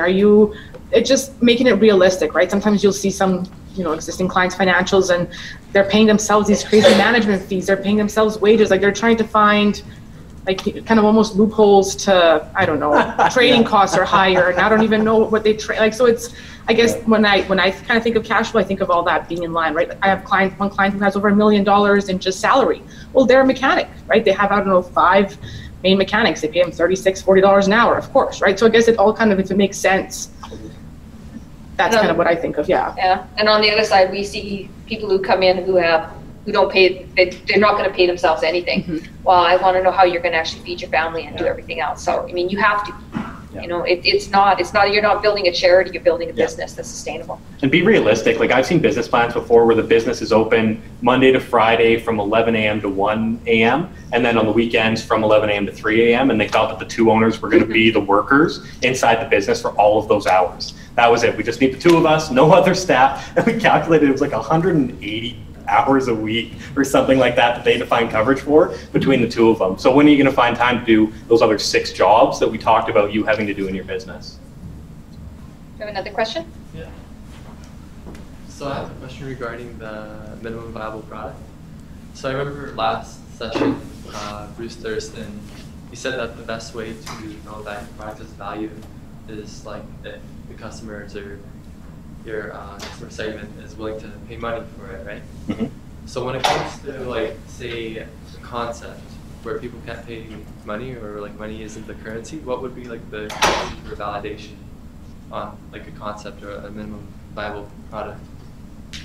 I would argue with you that anything can be prototyped. Anything in the world can be prototyped, no matter what the business is, right? So a great example, I use Zappos as an example all the time, the online shoe retailer. When that first came out, the entire concept of buying a shoe online was totally foreign to everybody. His minimum viable product is he walked down the street to a shoe store, took a picture of the shoes, walked back to his home and put them on the computer. When someone bought them, he'd walk back to the store, buy the shoes, walk back home and ship them out, right? Nobody knows what you have. Nobody knows what's in the back end. Prove the value and expand from there. If you're talking about prototyping, there's a book called The Lean Startup by a guy named Eric Ries. Read that book if you're talking about what prototyping and an MVP means. Sorry, I think you mistaken my question, but I like say you do have a prototype or a concept, right? And you're going out to validate it to show the world about it, like what it is, right? What is like a currency that could that makes like the customer that proves that it's valuable towards the customer? Is it like an email list or? I mean, that can, you're talking about what if, so email distribution lists can be used in some capacity. At the end of the day though, depending on what, and it's tough without knowing specifics on what your product is that you're really talking about. So we're really talking in generalities here. It's different if it's an app versus something that you have an intellectual property on, right? There's different ways that you would go about that process, right? So it's tough to really say what would actually validate the idea without knowing what the idea is. It's got a delivery app. Yes. Service. So really, you do have a service. So, say if I go out and show the prototype, and say during my business plan when I present, I'd be like, oh, I talked to 50 or 200 people. What is valuable according to you guys? What do you think is considered like that? What makes you profitable? At what point are you profitable that you can put back into your numbers so that we can lend you money? Okay.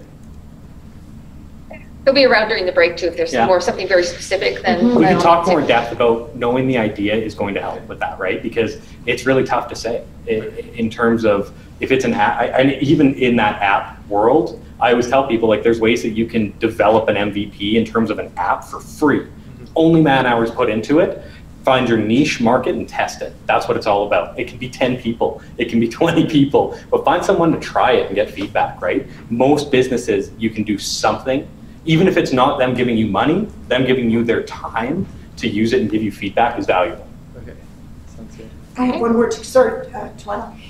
That brought up the fact, could you just briefly mention, is there any difference when people come to you for a loan for a product, a service, or an online business? Would you treat any new entrepreneur different for those? And then unfortunately we're wrapping up. And then they'll be around during breaks. Jason, you don't want to jump here? Well, I feel bad. I talk a lot, guys. I think generally, I mean, each client, obviously, their niche, their industry is different. But do you treat it differently? Do you have different rules? Do you have different well, statistics? definitely.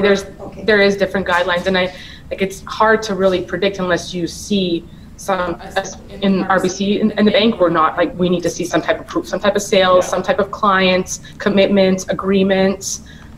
We need to have something on paper, something showing. Like you said, maybe you sold 100 at this much. We need to see something. We can't just go based, off of it. Yeah. I like to go into the business. So if it's an online business and you're working from home, then, I might want to see something on paper or some kind of proof that it really exists. We have to know it exists. That's part of our due diligence. So a lot of time, it becomes a non-issue when you can actually walk into the door of a business and be there and see their clients and stuff, but then an online business. But other than that, the process is the same.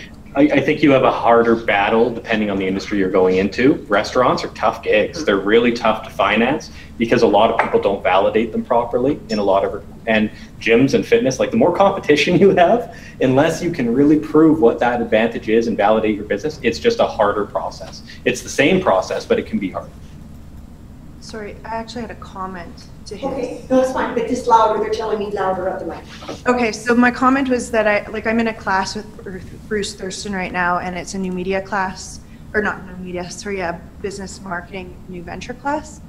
And one of the presenters we had just last week, Matt talked about having a minimal viable product or testing your idea with using just a landing page and having people then sign up, either give you an email address or some way of validating it that way so that you could, and tracking it through using like Google Analytics and that sort of stuff, being able to do it that way versus using like surveys and things like that. And he said that it can be more effective than using a survey. So that was one suggestion I wanted to make to you, is that, I'm trying to speak in the mic and to the person who asked the question, but that you can put this landing page up and have people go to it and tell you if they like your idea in some ways, or if they'd be interested, or if they buy your idea, if that makes sense.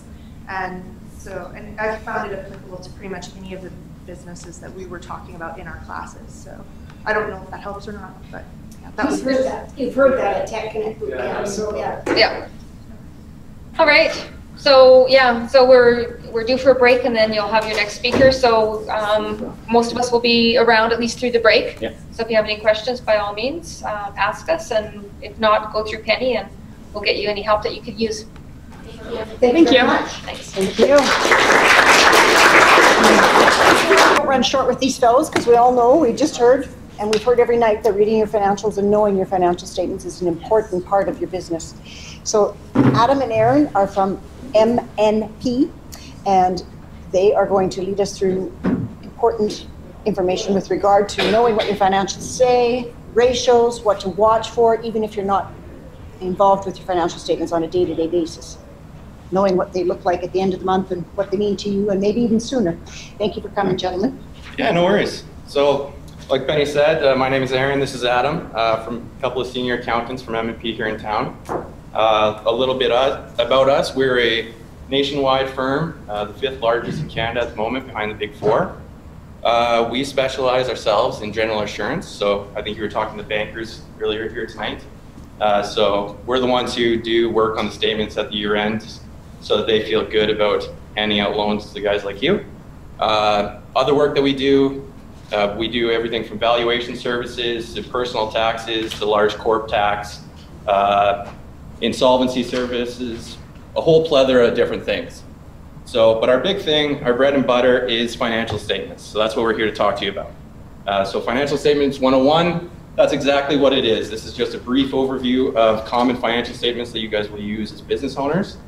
The breakdown of those statements, what to look out for, and then Adam will talk about some common ratios that we utilize to assess different areas within those statements. So our little bit of agenda, I will go through the financial statements, Adam will take over the ratio analysis, and then at the end I have a few suggestions for new business owners and budding entrepreneurs such as yourselves. Some time for questions, hopefully. And then questions, yes, absolutely. So common financial statements. We sent out a thing earlier, a mock financial statement draw. Came out in the email or was posted somewhere. It's actually kind of put through this presentation so you can follow along. The three common ones that we see with new businesses, especially small private businesses, is the balance sheet. Now the balance sheet and the income statement are actually the base of the financial statements. The balance sheet itself actually gives a snapshot into what a business valuation looks like at its point in time, net of its assets and liabilities. The income statement, now that's a snapshot of the revenue and expenses for a period of operations. This one personally, what we see is when you guys come in with a year end. So we see a full year of operations, which is what you'll see in the financial statements we provided you. For internal purposes, it can be broken down even further into monthly for comparison, quarterly, and then again yearly. And then the last one is a statement of cash flows. Now we utilize this a lot for people because the balance sheet and the income statement doesn't exactly tell you where did my physical money go? Where did my greenbacks actually go through the year? What did I spend it on? And that's where the statement of cash flows goes in, so we'll get into that. Now the balance sheet. It's broken up into three key areas. The assets, that'll be everything that you're trying to build in your company. So that'll be the cash that you put in that's sitting in your bank account, the equipment that you've bought, receivables that you have for sales that you haven't collected yet, any prepaid expenditures, stuff like that, that is actually useful to you and provides an economic benefit to your company going into the future. Now the next one is liabilities. The liabilities is what you owe to third parties. Now whether that be other businesses for expenses that inventory you haven't paid yet, that'll be in your AP, whether it's debt that you've taken on from the bank, either through a term loan or a mortgage or an equipment loan, financing like that. Basically anything that you owe to anybody outside of your own company. And then shareholders' equity. Shareholders' equity, that's a little bit of a snapshot of valuation. That's how much you're worth at any given time. Okay? So our basic concept for this is asset minus liabilities equals your shareholders' equity. How much you have less how much you owe other people is how much you would have at the end of the day if you had to satisfy all those liabilities right now. So assets is broken into two parts. We have current and long-term assets. Some examples of current assets include cash. Obviously that'll be everything in your bank account that you're monitoring all the time. Accounts receivable. This is all stuff that is expected within a year. It's your most liquid assets. So accounts receivable will be, you sell something, somebody does it on credit, you issue an invoice, and then you expect payment within 30 days. That's what will be in your accounts receivable. You've given them a product or service, and you're waiting to actually collect that money.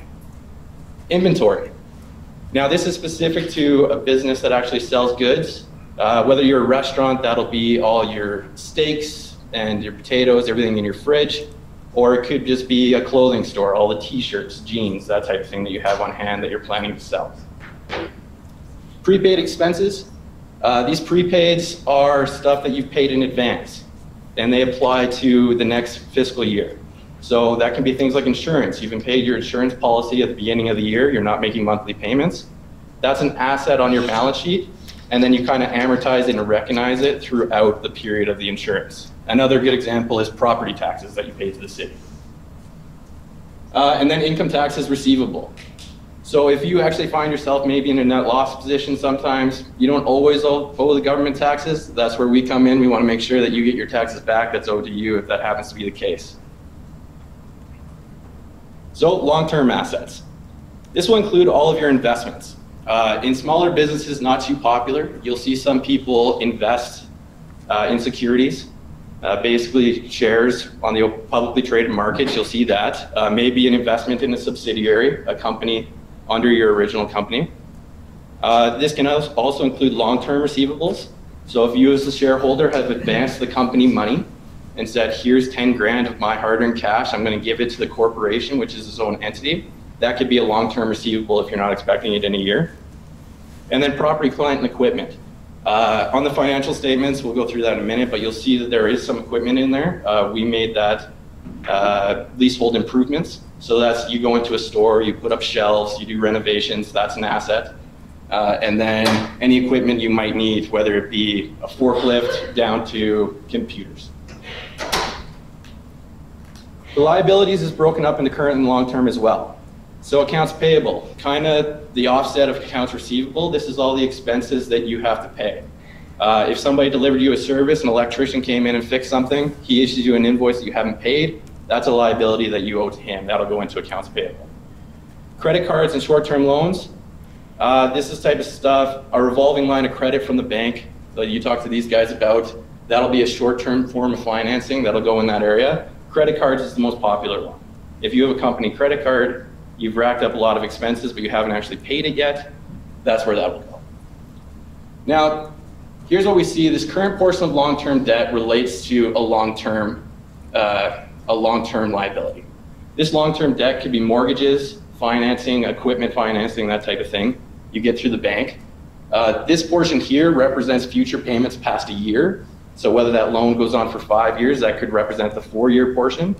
The current portion of long-term debt is the immediate principal repayments you'll have to make this coming year. So that's the immediate, I have to pay this over the next 12 months. And then other long-term loans, whatever you can think of. If somebody issued you some money from another company or has made any type of agreement where you have to pay them back money, that's where that would go. Now, shareholder equity. Again, assets minus liabilities equals shareholder equity. This is where your shares in a typical corporation will go. So the money you put in, you talk with a lawyer and they set you up with a corporation, that's where that'll stay. Usually not too much change there in a typical starter business. And then retained earnings is that, or deficit, sorry, is the difference between that assets and liabilities. And it also shows the net income or loss accumulated over periods of operations. So you'll see in the financial statements here that there was a net loss in the first year. That resulted in a deficit. And then they had a large net income the next year, which actually brought the retained earnings all the way up and is no longer in a deficit position. So here's the financial statements. As you can see, assets at the top, broken down, we have our cash, that's everything in the bank account. The account receivable, I believe I did 8% of sales at year end that you're still expecting.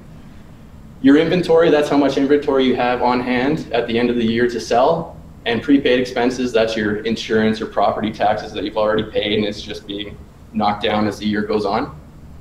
Property, plant, and equipment, this is what I talked about, is the leasehold improvements and then any equipment that the company purchased.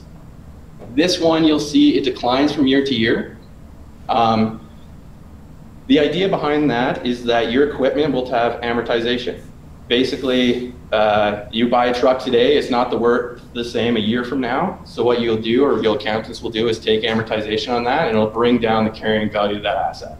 It's basically tracking how much is this worth right now. The liabilities, again, current liabilities, accounts payable. We get into our favorite ones from the government here. You'll see goods and services tax payable. When you get to a certain amount of revenues in a company, you will be required by the government to charge 5% GST on your sales. But then we all pay 5% on everything we buy. So you track it through that account, and at the end of the day, you have a remittance to the government. Payroll taxes would be in there too. That's right. Payroll accrual as well. If you haven't paid your employees at the end of the year, that's a good example as well. Income tax payable, you'll see this is because in 2017, there's a net loss in the company. They didn't have any taxes to pay. The next year they are doing really well, so of course the government's got to get their cut. So that's what you owe at the end of the year. Payable to shareholders. This is a very common thing that we see in starter businesses. You're very involved with your business. You're perhaps buying stuff on your personal credit card for the business. The business is its own entity in the corporation, and therefore we have to track that. So this is the actual amount owed to the shareholder. They injected $100,000 in that year, and then net an additional $10,000 that's actually owed back to the shareholder. The nice part about that is if you build that up, you can take out that money at any time tax-free. It's actually owed to you. It's not designated as income. And then we talked about the long-term debt here. This is just tracking how much you actually have left on your loan. And then that current portion there is the payments net of interest that you're going to have to make next year.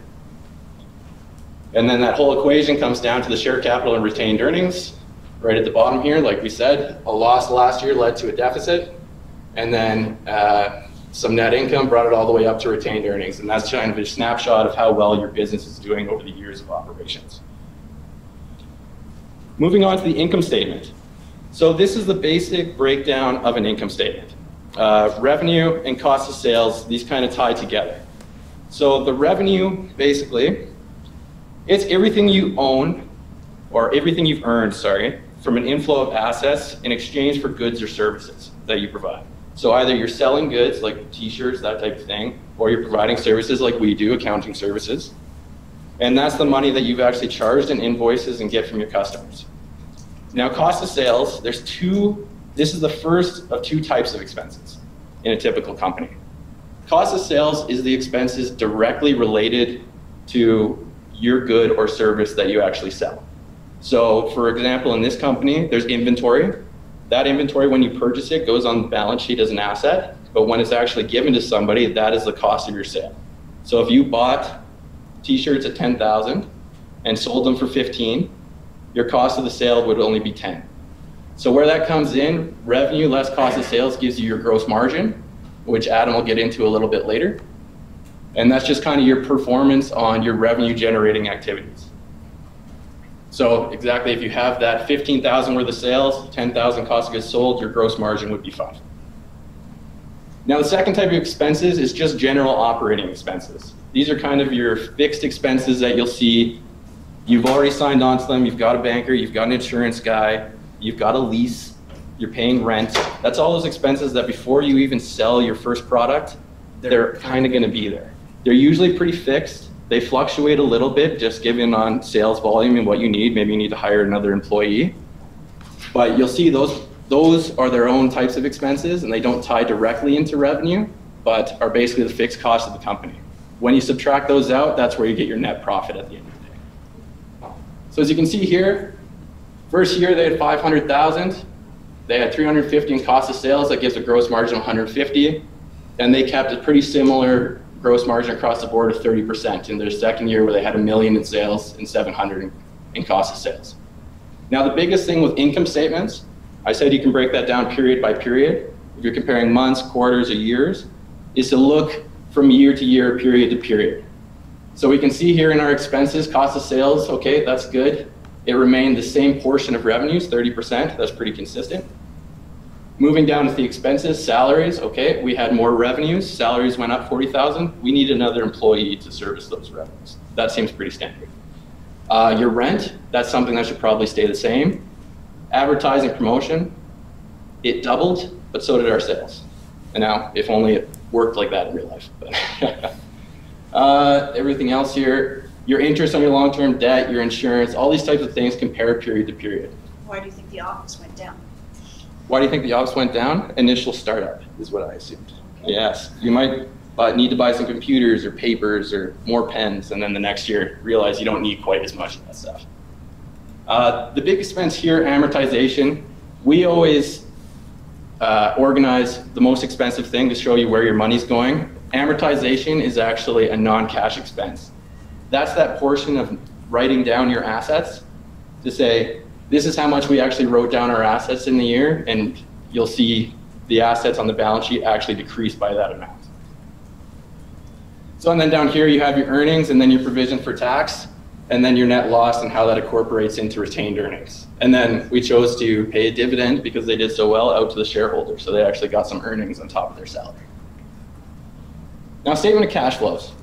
Like I said, this is the breakdown of where your cash actually goes. So it's actually separated into 3 portions: cash from operations, cash from financing activities, and cash from investing activities. So cash from operations is everything on that income statement that actually has cash.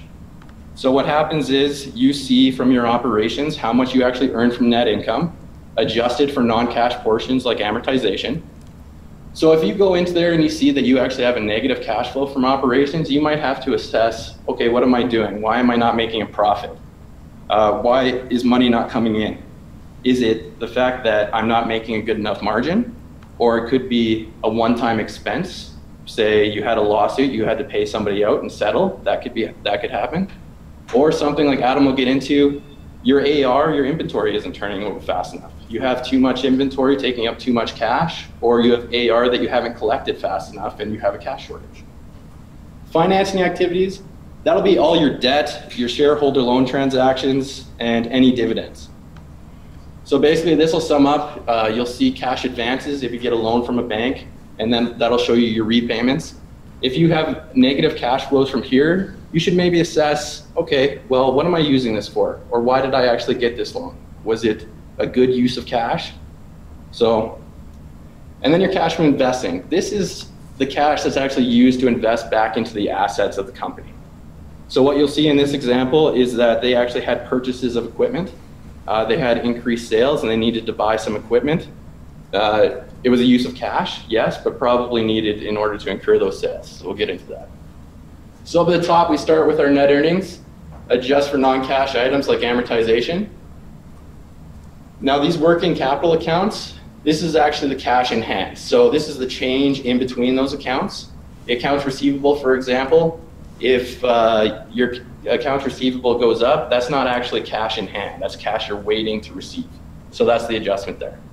At the end of the day, you can see from your operations, they got 40 grand this year. The financing activities, in the prior year, you saw the advancement of their debt. In the current year, you see just the repayments of that debt. And then there was actually a repayment to the shareholders for their loan of $10,000 as well. Investing activities is what we talked about. We purchased another piece of equipment for $10,000. That's just what we use the cash for in that area. At the end of the day, we had an increase in cash resources and everything went up, which looks great. Now I'm going to pass it off to Adam here, who's going to talk about ratio analysis. Sounds good. Okay, perfect. So I'm going to start off with summarizing a little bit about what ratio analysis is for you guys. To put it plainly, I think it uses a lot of the simple foundations that are held within the financial statements, and it focuses on the relationship between different items. And through this, it's able to provide you with valuable information that you can practically use to assess your business and maybe make effective decisions in improving performance. To give you a little bit of perspective, me and Aaron will use ratio analysis in all aspects of our job. It allows us to identify maybe weaknesses within a customer's company that they maybe didn't even know they had. And it also helps give us information on which direction we should recommend them to go. So kind of looking forward to this, there are 4 main types typically that you'll see. Sometimes there is mention of a 5th type, which is more geared towards valuation. For our purposes, that isn't going to be as relevant today. So I've stuck with 4 main types. The first of which you can see up there is liquidity. Liquidity is going to focus on the short-term sustainability of your business. It's looking at the next year out. How are we looking for covering all of our obligations in the next year with all the assets we have currently? The second category is going to be solvency ratios. These are pull the scope back a little bit and look more at the long-term perspective of your company. How are things going to look like in the future? How can we assess how things are going to be in that big picture perspective? The third category is going to be the big one for everybody, and that's profitability, of course. And rightly so. It's going to be the driver that generates a lot of the income for your business. And the last up here is going to be the efficiency ratios.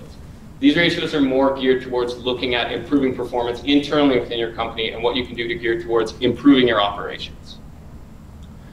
So kind of digging into the first one here with liquidity ratios, it kind of revolves around that question again of, can the company meet its short-term obligations? For our purposes, I've selected current ratio as our key ratio. This is calculated by taking all of your current assets Those are going to be things like cash, receivables, inventory, and dividing them by all your current liabilities. So those will be your credit card debts, any payables you had at year end, and anything like that. So as you can see, these numbers in here are calculated based off of the financial statements we provided.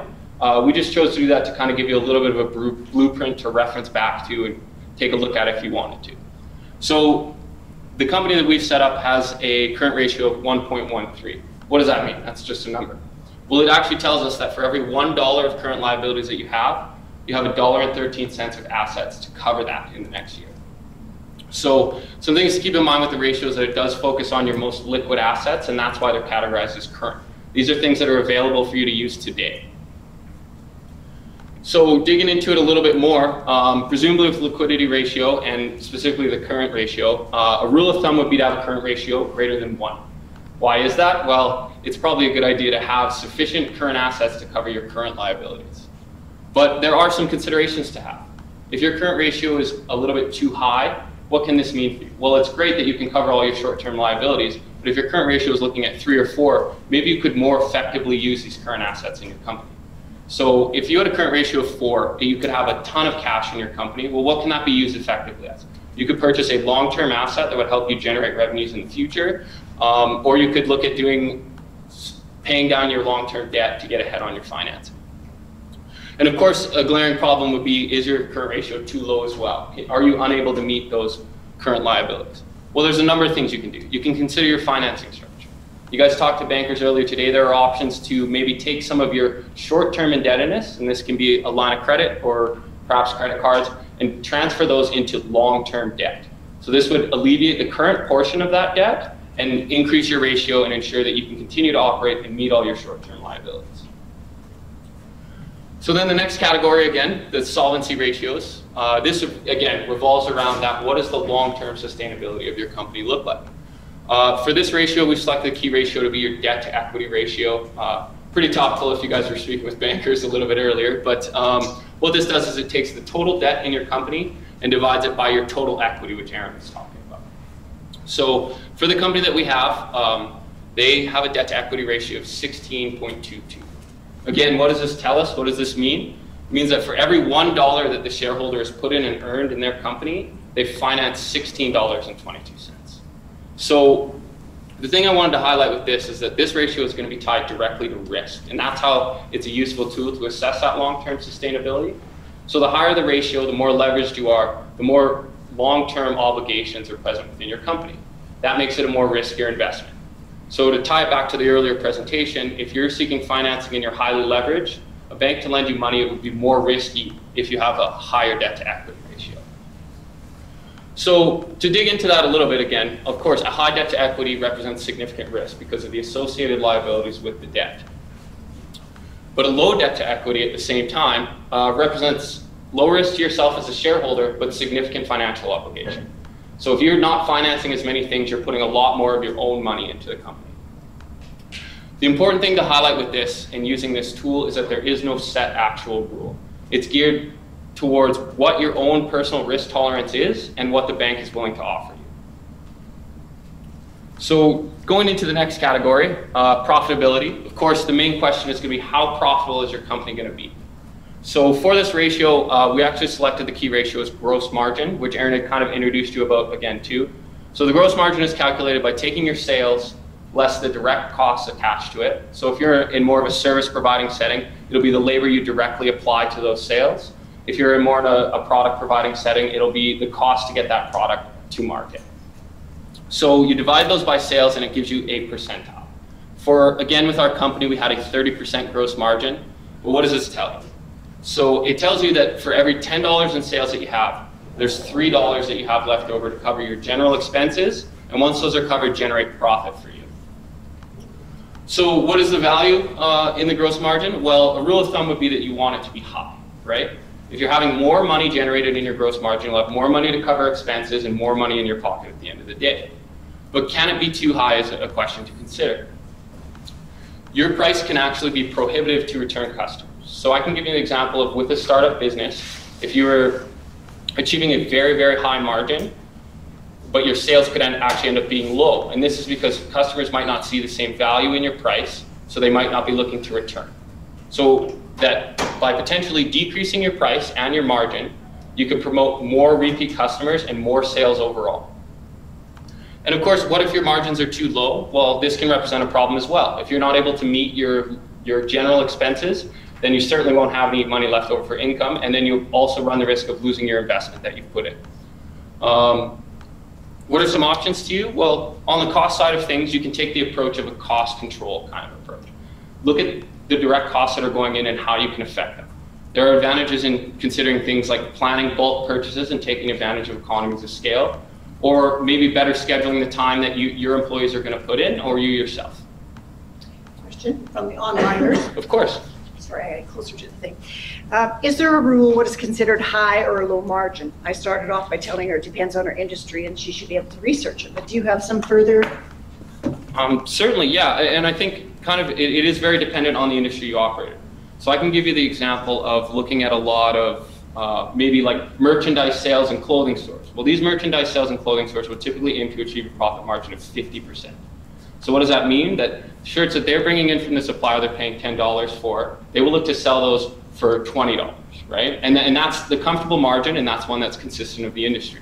So and this can change between different things. If you look at industries like automotive industry, their margins are typically very, very low, usually maybe 5 to 1% on the vehicles they're selling.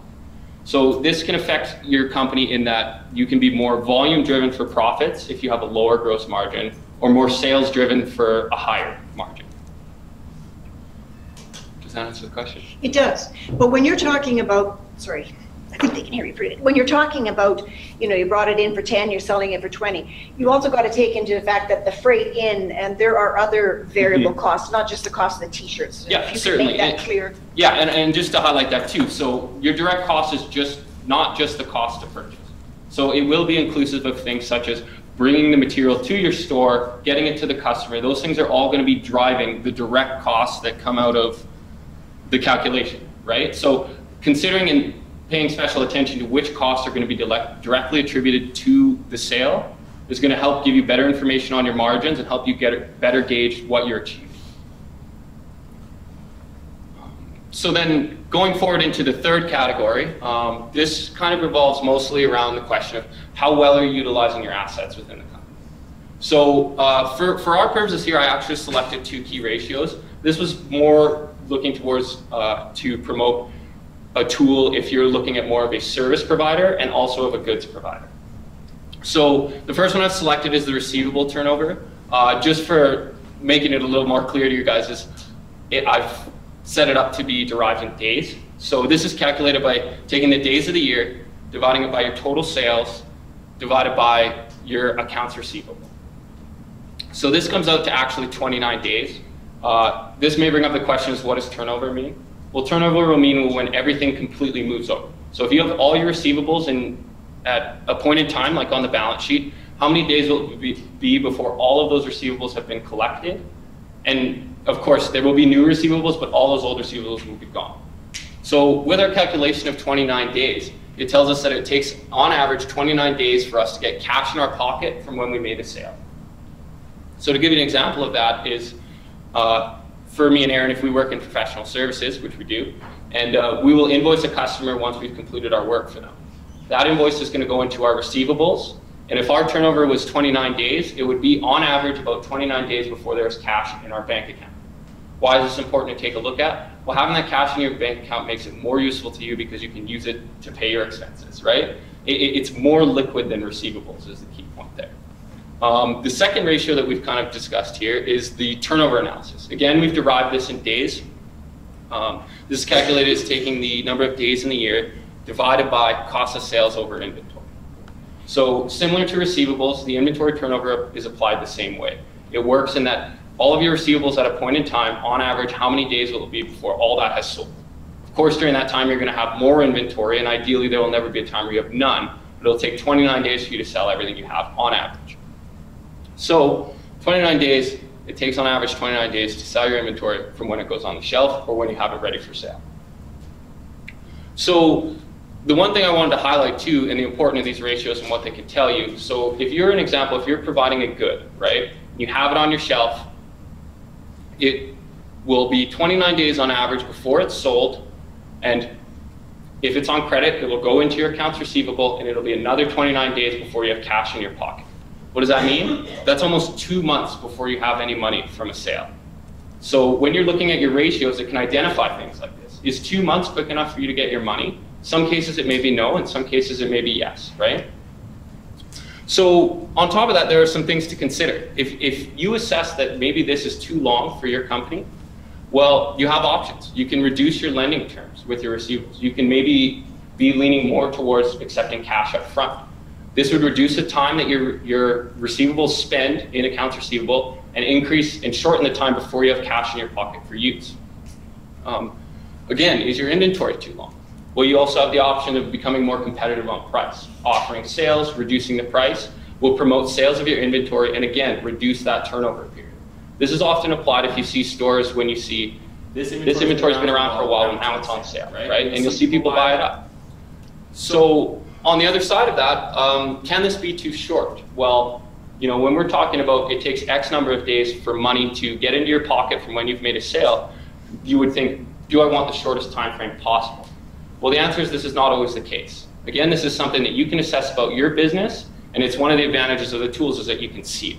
So if it is extremely short, you might want to consider that you can develop better relationships with your customers by offering lending policies and extending that time in receivables.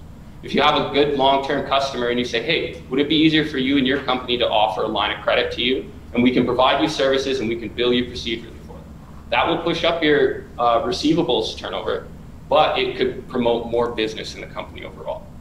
And then on the other side of it too, with your inventory, if your inventory turnover is very, very short, you can run the risk into not having that product for your customers and what they're looking for. If they can't get what they're looking for and they're coming to you, they may look at going elsewhere. So you can consider that maybe this is a result of your price being cheaper than everywhere else.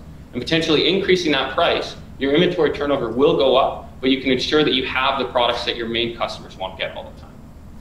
So in conclusion with all of these tools, I mean, the common theme is that you need to assess what is going to work best for you and your company. There are definitely huge resources that you can look at, looking at companies that operate in your industry, maybe companies that are bigger than you, and then look at the limitations within your business and assess what you need to do.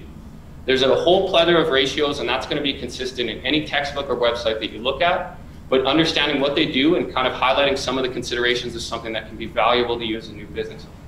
So through my discussion with these, I've really made a focus on highlighting of just considerations that some of these tools can give you. And if you so choose, you can definitely go in and research more and look at other things to consider. So I'll pass it back to Aaron here. All right, so I'm just gonna get a little bit of water here. Dry throat. So, sorry. Ready to go.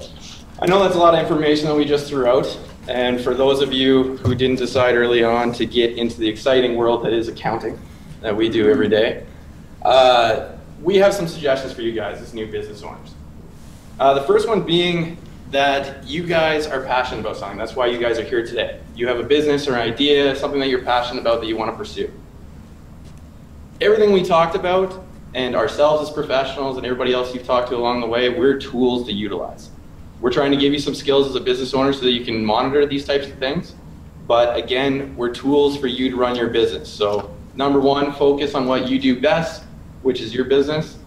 And then here are some options that you can have to utilize these other resources. So Adam alluded to this, Google. Google is your friend. All this stuff that we said here today, you don't need a degree in accounting or your CPA to find these things. It's online. Investopedia is great. You can find more ratios. You can analyze your books, and it will walk you through step by step on how that can help you. The next thing, okay, well, I'm going to have to record books. What's a useful tool? For small startup businesses, QuickBooks is a great tool. We find it's useful on our side of things. It's very user-friendly. It has a subscription option, which is great. It has an online option that goes directly to your phone or on any website you can access from any computer. It has programs, it'll walk you through things. It'll has programs to do your payroll, issue invoices.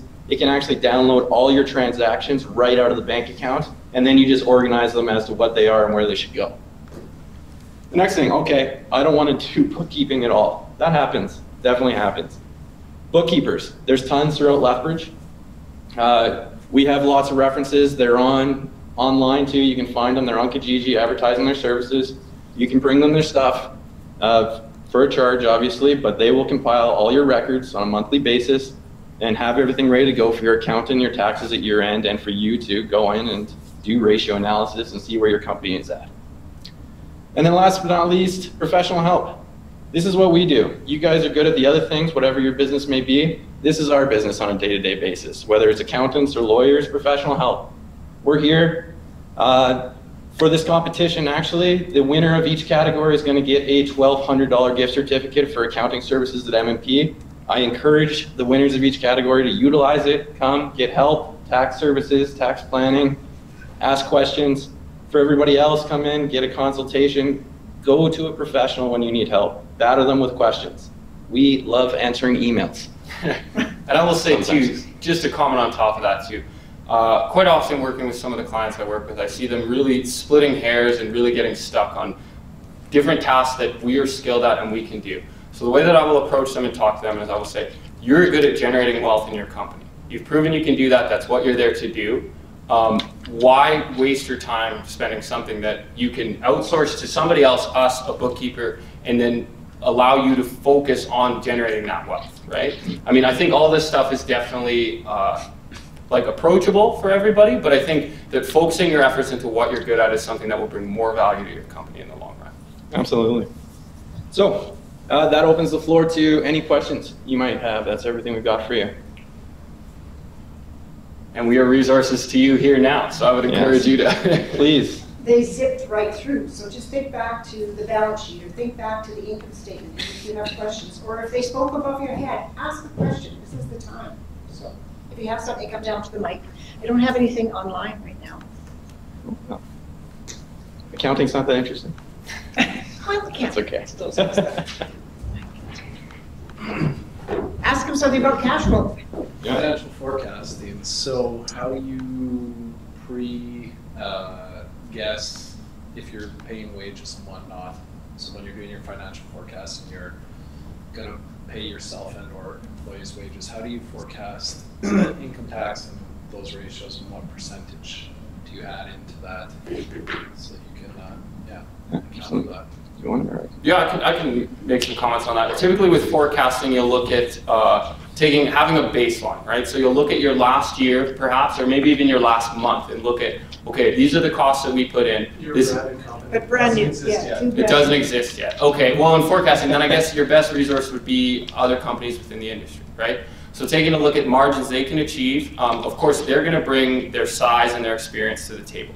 So considering those factors in your own, maybe you won't get as much sales or maybe you won't get as much growth as the industry. And then you can plan out. So if I know cutting down trees, and that's my specialty, right? I know how many hours it's going to take me to cut down a tree.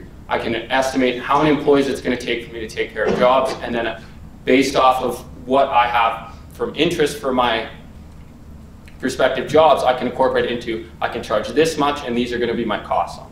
So I think that is, on a project-to-project basis in that industry, is a good way to approach it and kind of incorporate it into what you think is feasible for growth. I think it's easy to go into financial projections and say that we're going to grow 50% in our first year, or we're going to grow 100% in our second year. And sometimes this isn't realistic, and the value of forecasting is keeping it within that frame of realism. Yeah. To add on to that, one of the biggest tools, we didn't address it here, but where financial statements come in, is drawing up your own mock financial statements. You guys know what your business is. You know kind of what the startup costs. You've talked to bankers. You've talked to insurance guys. You know what equipment you're going to need to get the job done. Whatever that may be. Budgeting is huge. And you can utilize that in QuickBooks and other things, or even just an Excel spreadsheet and say, here's what I'm estimating my cost is going to be. Here's what my lease agreement will be when I sign on. This is going to be my insurance cost on a monthly basis. This is how much cash I have on hand. Whether you're going to be able to pay yourself immediately or hire on people. These are all types of things, and just kind of outline it, whether it be the first 3 months or the 6 months or the year. And then when you're recording all of these things, compare. You'll have it, QuickBooks and other accounting software systems will pull that up, and you can go directly across and be like, okay, well, why was this more expensive than I thought it would be? Or exactly, that's more expense analyzation. Revenue analyzation is obviously a little bit harder. That, for the purposes, is really either consult a professional that's seen a lot of possibly your industry, or go online and focus on industry research. See what the availability is for that type of thing. What do you find they miss? Do they miss repairs and maintenance? What kind of things do you find that when they're doing their initial cash flows that they're missing out on? Yeah, that can be, repairs and maintenance is definitely one. The unforeseen expense is something that, yeah, that a lot of people don't have reserve cash for. Obviously, startup businesses, cash flow is tight. You want to pay yourself, you need to live, and the company needs to survive. You got to watch out for little things, whether it just be a leak in the roof in your rental property that you need to get repaired, or the electricity isn't working. That can be an expenditure that can hit you pretty hard. So that goes into your cash flow management and stuff. When you're going into budgeting, it's always kind of nice to have a little bit of a slush fund. Okay, here's all my expenses, what I think they are. Maybe I'll add 5 to 10% for unforeseen expenses, that type of thing. Misinterpretation of my question.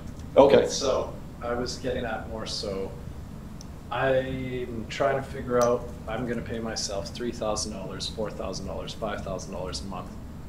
Where do I find the numbers for what do I got to pay CPP, EI? Oh, okay. Payroll remittances, that's kind of. More taxes, okay. How the heck do I know what do I have? Because that's an unforeseen thing that you're like, oh, I'm just going to pay $5,000. Oh, actually, if I do that and I can make it profitable, I'm actually not getting 5,000 because I forgot to factor in all those remittances. There's a really handy tool on the CRA website. Yeah. So if you're analyzing your cash flows and saying, I'm going to pay myself $2,000 a month, that's what I need to live on, cash in hand, you can actually go on the website, search CRA payroll calculator. You can put in exactly what your wages want to be, and it will calculate based on your yearly wage, which is what you would get on a T4 from a normal company. And that'll give you your remittances. So when you have a new company, you'll sign up with CRA, you'll get an income tax account, possibly a GST account for all these remittances. A payroll account will be huge. But at the end of the day, it'll give you your total taxes, and then your CPP remittance and your EI remittance. If you're a shareholder in this company, you'll be EI exempt, actually. So utilize that. Again, this is another place that professionals can really come in. If you talk to your accountant for personal tax planning, a corporation can be great and have a ton of money. That's awesome, but a corporation is its own entity, and at the end of the day, you want to get the money out to you so that you can buy, I don't know, your boat or whatever that you're hoping to buy one day. So that kind of planning as to how much you're going to pay yourself and what that's going to look like and how you're actually going to get that money out is something that definitely you should research. Google tax rates, personal tax rates, and both corporate. Most of you guys, your businesses will be a Canadian small business, so you'll actually have the small business deduction. You only pay about 15% in corporate taxes. And then you'll just have to look at what you're actually paying yourself out and salaries versus dividends. It gets a little bit more complicated, but that's where accountants and accounting software can come in. And I think too, kind of expanding on that a little bit, within QuickBooks, there's a payroll module that does help you maintain what you should be remitting for how much you're taking out and things like that. Another thing to consider is that with a corporation entity, you also have the opportunity to defer your taxes and select how much you want. You don't have to provide yourself with a bi-weekly pay. Like, you can pull money out of the company at the end of the year through the use of professional services. You can determine what's the best way to pull that money out of the company and be taxed on it personally. Any other questions on financial statements or taxes, anything like that? Accounting in general?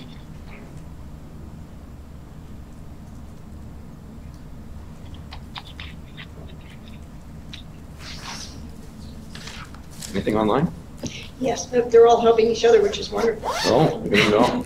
But I'll repeat it actually for the class. There was somebody asking about average costs for bookkeepers. And so everybody's been giving an opinion. But you know, you can Google average bookkeeping salary in Alberta and you should see what comes up. So there's good information, just Google. I mean, my age forgets about it, your age knows about it.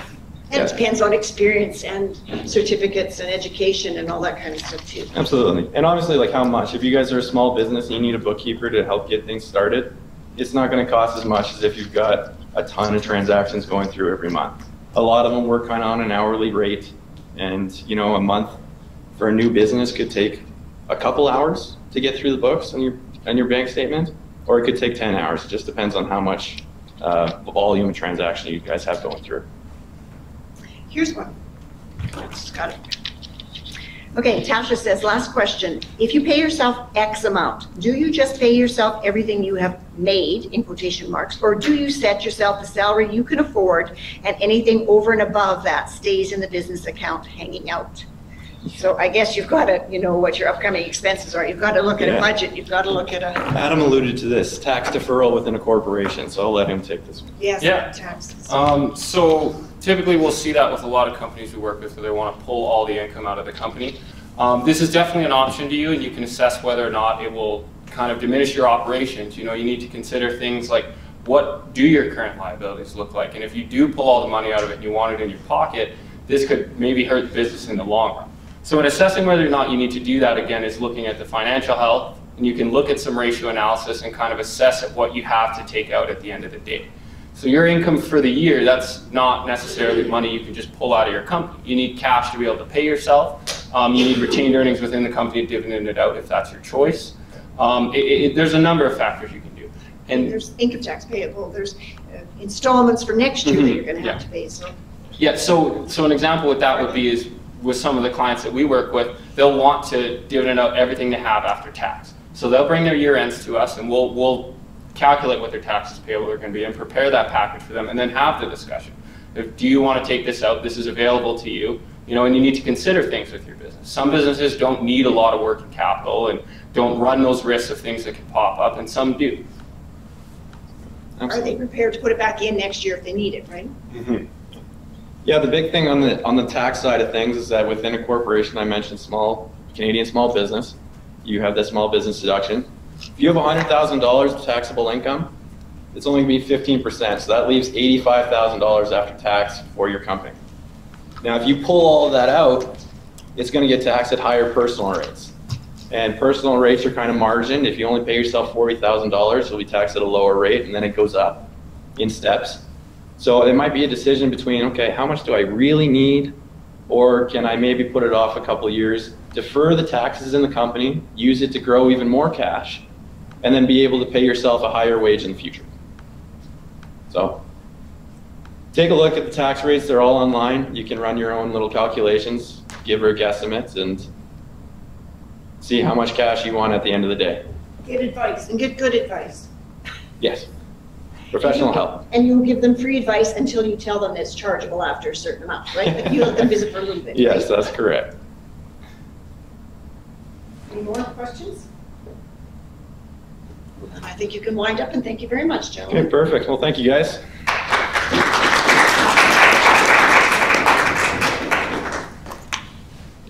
Oh, we actually, we'll be hanging around too if you want to approach us one-on-one, but we also have some swag stuff here, phone backers that double as business card holders for you guys, so they're over here on the table. And we'd love to talk to you more about your guys' business plans and ideas, so.